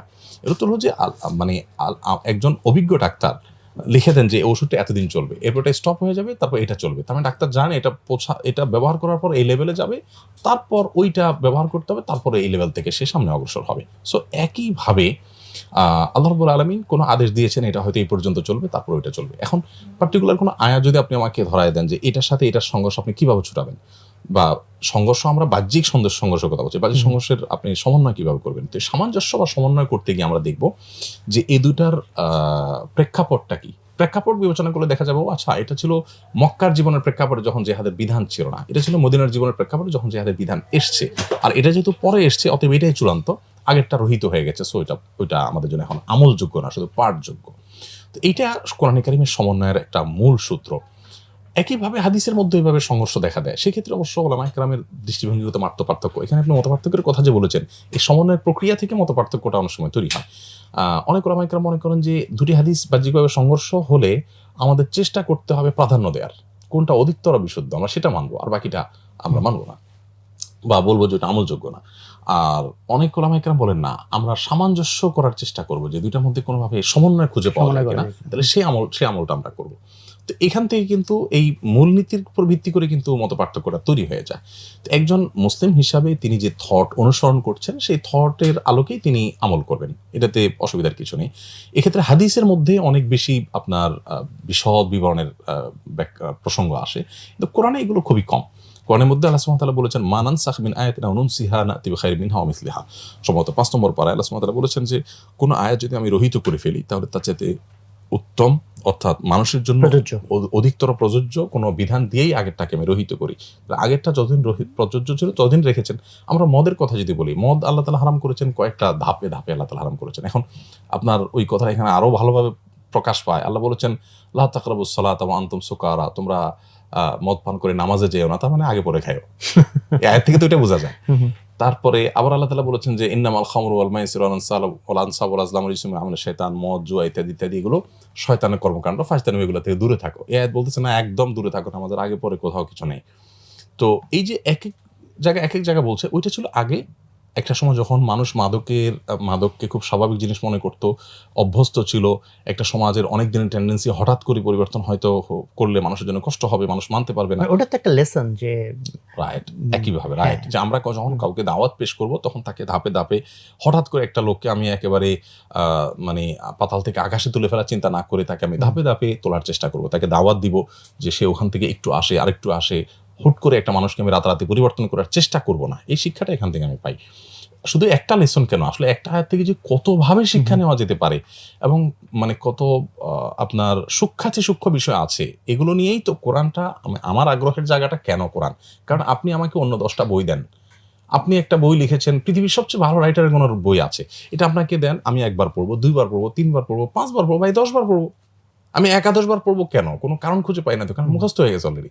কিন্তু কোরআন এমন একটা জিনিস যে আপনি 100 বার না 1000 বারও যদি পড়েন, 1000 বার পড়ার পরও আপনি পড়েন, আপনার কাছে ওই ভালো লাগা কাজ করবে, নতুন করে আপনি তথ্য পাবেন, নতুন করে রহস্য পাবেন, একই আয়াতকে এক একবার এক এক রকম অ্যাঙ্গেল থেকে আপনি দেখতে পাবেন। তো এইটা তো আপনি অন্য কোনো গ্রন্থে পাবেন না, একমাত্র মহাগ্রন্থ এবং আল্লাহর কালাম হিসেবে এটি পাওয়া যায়। আলহামদুলিল্লাহ, আমরা অনেক মানে কি বলবো, খুবই ইন্টেন্স একটা আলোচনা শুনলাম। আলহামদুলিল্লাহ, আশা করি যে আমাদের দর্শকরা এখান থেকে খুবই বেশি উপকৃত হবে। তো শেষ প্রশ্ন হিসেবে যে প্রশ্নটা করতে চাই সেটা হচ্ছে, আমি কি এমন কোনো প্রশ্ন বাদ দিছি যেটা আপনি মনে করেন যে এই প্রশ্নটা করলে ভালো হতো? অজস্র প্রশ্ন এমন আছে যে প্রশ্ন আসলে তাহলে ওই কয়টা প্রশ্ন একটু বলে দেন। আপনি করেননি, অথবা আমি উত্তর দেইনি, কিংবা আমাদের মাথায় আসেনি। আসলে কোরআনের মিরাকলটা এই জায়গাটাতে যে আসলে আপনি প্রশ্ন করেও শেষ করতে পারবেন না, আর আমি উত্তর দিয়েও শেষ করতে পারবো না। কোরআন এটা হলো অতল সমুদ্রের মতো, আমরা যত জানতে চাইবো তত বেশি জানার সুযোগ আছে। আমি বরং আর প্রশ্ন না করে আমি কয়েকটা প্রশ্ন করলাম আপনাকে, বললাম আপনাকে যে ভাই এই প্রশ্নটা বলেন, এই প্রশ্নটা বলেন। অথচ এমন হতে পারে যে আমার দর্শকদের কেউ বলছে আরে ওই প্রশ্নটা খুব গুরুত্বপূর্ণ ছিল, ওনারা দুজনেই মিস করে গেছেন, হতে পারে না? এই জন্য আসলে প্রশ্ন করাকরি না করে বরং আমি আপনার মাধ্যমে আমাদের দর্শকদেরকে আহ্বান করতে চাই যে আসুন কোরআন আমরা সত্য অনুসন্ধানের দৃষ্টি নিয়ে পড়তে শুরু করি। তাহলে হবে কি, অনেক অজস্র প্রশ্নের উত্তর আমরা পাবো ইনশাআল্লাহ। এবং সত্যিকারের যদি সেই অনুসন্ধানের মন নিয়ে আমরা পড়া শুরু করে দেই এবং সিরিয়াস ভাবে পড়া শুরু করে দিই, ইনশাআল্লাহ অনেক অজানা আমাদের জানার সুযোগ হবে। সেই সাথে আমি সম্পর্কে একটু বলতে চাই, কোরআনের পাশাপাশি সিরাতটা যেন আমরা, নবী সাল্লাল্লাহু আলাইহি ওয়াসাল্লাম সিরাতটা যেন একটু পড়ি আমরা। কারণ আমাদের আয়েশা বলেছেন যে নবী সাল্লাল্লাহু আলাইহি ওয়াসাল্লামের সিরাতটা কি, ওনার জীবন চরিত্র কি, বলছেন যে কোরআনই হলো ওনার জীবন চরিত্র। তাহলে বোঝা গেল যে কোরআন বুঝতে হলে নবী সাল্লাল্লাহু আলাইহি ওয়াসাল্লামকে বুঝতে হচ্ছে, আবার নবী সাল্লাল্লাহু আলাইহি ওয়াসাল্লামকে বুঝতে গেলে কোরআনের কাছে আসতে হচ্ছে। একটার সাথে কিন্তু সম্পর্ক আছে, লিঙ্কড। সো আমরা সিরাতটা পড়ার চেষ্টা করব। আমি আমার কাছে যত মানুষ ইসলামে এসেছে আমার হাতে বা আমার উপস্থিতিতে, যে ইসলাম গ্রহণ করেছে অন্য ধর্ম থেকে, আমি তাদের প্রত্যেককে একটা কমন কোশ্চেন করেছি সবসময়, যে ভাই কি দেখে ইসলামে আসলেন? কারণ আমরা মুসলমানরা তো আমাদের আচার আচরণে, কাজকর্মে, আমাদের যে অবস্থা, তাতে আমরা নিজেরাই তো মানে সন্দিহান যে আমি ভালো মুসলমান আদৌ হতে পারলাম কিনা। তো আপনি তো আমাদের দেখে তো ইসলামে আসার কোনো কারণ থাকতে পারে না, তাহলে কি দেখে ইসলামে আসেন? আমি জিজ্ঞেস করি, আপনি অবাক হবেন, তাদের ম্যাক্সিমামের উত্তর হলো যে হয় তারা কেউ কোরআন পড়েছে, আর নবী সাল্লাল্লাহু আলাইহি ওয়াসাল্লাম সিরাত পাঠ করেছে। এবং সেই নবী সাল্লাল্লাহু আলাইহি ওয়াসাল্লামের জীবন থেকে আমরা কিন্তু আলোচনার মধ্যে বলেছি, তোফায়েল ইবনে আমর দৌসির কথা, ওমর রাদিয়াল্লাহু আনহুর কথা, আর অনেকের কথা, যে নবী সাল্লাল্লাহু আলাইহি ওয়াসাল্লামকে দেখে অভিভূত হয়ে তার কাছে ইসলাম গ্রহণ করেছেন একজন বন্দীর, বুখারীর ঘটনা আছে যে বন্দী ছিলেন মসজিদে, নবী সাল্লাল্লাহু আলাইহি ওয়াসাল্লাম তাকে দেখতে এসেছেন, সে বলছে ইন তাকতুল যাবেন, আমাকে হত্যা করলে তোমার প্রতিশোধ নেওয়া হবে। নবী সাল্লাল্লাহু আলাইহি ওয়াসাল্লাম মুস্কি হেসে দিয়ে বললেন তার বাঁধনটা একটু নরম করে দাও, ছাড়লেন না, কিন্তু তার কথা রাগান্বিত হলেন না। মানে একটা মানুষকে রাগানো যায় না এত স্ট্রাগলের পর। এটা দেখে লোকটা পরে বাঁধন খুলে দেওয়ার পরে যখন যাওয়া ছেড়ে দিলাম, উনি আসেই মানালেন। আর নবী সাল্লাল্লাহু আলাইহি ওয়াসাল্লামের জীবন চরিত্রই মানুষকে ইসলামে এনেছে।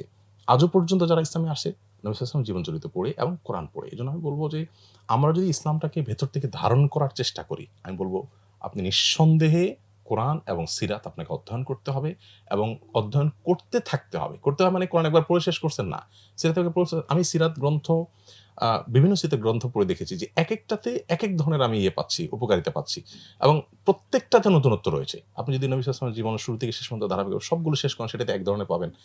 এটা হলো ধারাবাহিক বর্ণনা। আর হলো সামায়েল, নবী সাল্লাল্লাহু আলাইহি ওয়াসাল্লামের জীবন, মানে উনি কেমন ছিলেন, দেখতে কেমন ছিলেন, গঠন কেমন ছিল, কথা কেমন ছিল, আপনি এগুলোতে আলাদা রকমের একটা তৃপ্তি পাবেন, ঈমান বৃদ্ধি পাবে। আর হলো দালায়েলুন নবুওয়া, নবী সাল্লাল্লাহু আলাইহি ওয়াসাল্লামের নবুয়তের দলিল প্রমাণ কি, সেটার উপর আলাদা ক্যাটাগরি আছে। মানে শুধু সিরাত এই শাস্ত্রকে কেন্দ্র করে যে কত শত কিতাব রচিত হয়েছে, এবং নবী সাল্লাল্লাহু আলাইহি ওয়াসাল্লামের হাদিসটা সংরক্ষণ করবার জন্য মুহাদ্দিসদের, হাদিস বর্ণনাকারীদের জীবনে যে সংরক্ষণ হয়েছে, এইটাকে কেন্দ্র করে যতগুলো শাস্ত্র গড়ে উঠেছে, এর মধ্যে একটা হলো রিজাল শাস্ত্র। শুধু রিজাল শাস্ত্রের উপরে এক একটা কিতাব আছে, যেমন সিয়ারু আলামিন নুবালা আছে সম্ভবত 15-14 ভলিউমের, 14-15 ভলিউম, একটা কিতাব শুধুমাত্র কয়েক হাজার মনীষীর জীবনী সেখানে সংরক্ষিত আছে। অতি সম্প্রতি এখন বেঁচে আছে বাংলাদেশের একজন ভারতের একজন কৃতি সন্তান আকরাম নাদবী, ওনার একটা বই আছে আল ওয়াফা বিয়ে আসমা ইন্নেসা মুহাদ্দিসাত, অর্থাৎ মহিলা হাদিস বিশারদগণ। আমরা তো জানি সব মুহাদ্দিস পুরুষ মুহাদ্দিসের কথা, মহিলা হাদিস বিশারদদের মধ্যে 10,000 মহিলা মুহাদ্দিসের জীবনী তিনি সংকলন করেছে এই বইয়ে, এবং সেখানে প্রায় 50 ভলিউমের মতো, 40 থেকে 50 ভলিউম হবে বোধহয়। একটা ভাষণ বোধহয় 45 ভলিউম ছিল, পরবর্তী ভাষণ হয়তো পরিবর্তন হয়েছে। এই 40-50 ভলিউমের মানে ভাষণ ভেদে এত বড় একটা বই শেষ লিখেছেন তিনি শুধুমাত্র মহিলা মুহাদ্দিসের জীবনী। তাহলে হাদিসের নবী সাল্লাল্লাহু আলাইহি ওয়াসাল্লামের সিরাত গ্রন্থ যদি আমরা পড়তে যাই, এটা আরেক সমুদ্রের জায়গা। আমি এই জন্য বলবো যে ইসলামটাকে ভেতরে ধারণ করবার জন্য কোরআন এবং হাদিস আমরা পড়তে থাকি। পড়া শুধু মানে একবার পড়ে শেষ করুন সেটা না, বরং অনবরত পড়তে থাকি। ইনশাআল্লাহ বিদিন আমরা অন্যরাকেও ইসলামের তৃপ্তি এবং ইসলামকে ফিল করতে পারবো। জি, আপনাকে অনেক বেশি ধন্যবাদ। সুপ্রিয় দর্শক, আমরা এতক্ষণ খুবই প্রাণবন্ত এবং খুব ইনসাইটফুল এবং আমার ধারণা যে মানুষকে পথ দেখাতে পারে এই ধরনের একটা আলোচনা আমরা আজকে শুনলাম, এবং আমরা এই আলোচনা থেকে সবাই উপকৃত হব, এটা আমরা আশা করি ইনশাল্লাহ। এবং অন্যান্য পর্বের মতো এই পর্বেও সেই সেম ঘোষণাটি আছে যে আজকের আলোচনা থেকে আপনারা যা বুঝতে পারলেন, যা এখান থেকে নিতে পারলেন, সেটা আমাদের ইউটিউবের কমেন্ট সেকশনে আপনারা সুন্দর করে গুছিয়ে লিখবেন। সেখান থেকে অন্তত যে 3 জনের লেখাটা অনেক সুন্দর হবে, আমরা ইনশাল্লাহ তাদেরকে পুরস্কৃত করব। সো কোরআন আসলেই জীবনভর স্টাডি করার মতো একটা গ্রন্থ, মহাগ্রন্থ, এবং এটার অ্যাকচুয়ালি কোনো এন্ডিং নাই, যেরকম বললেন উনি।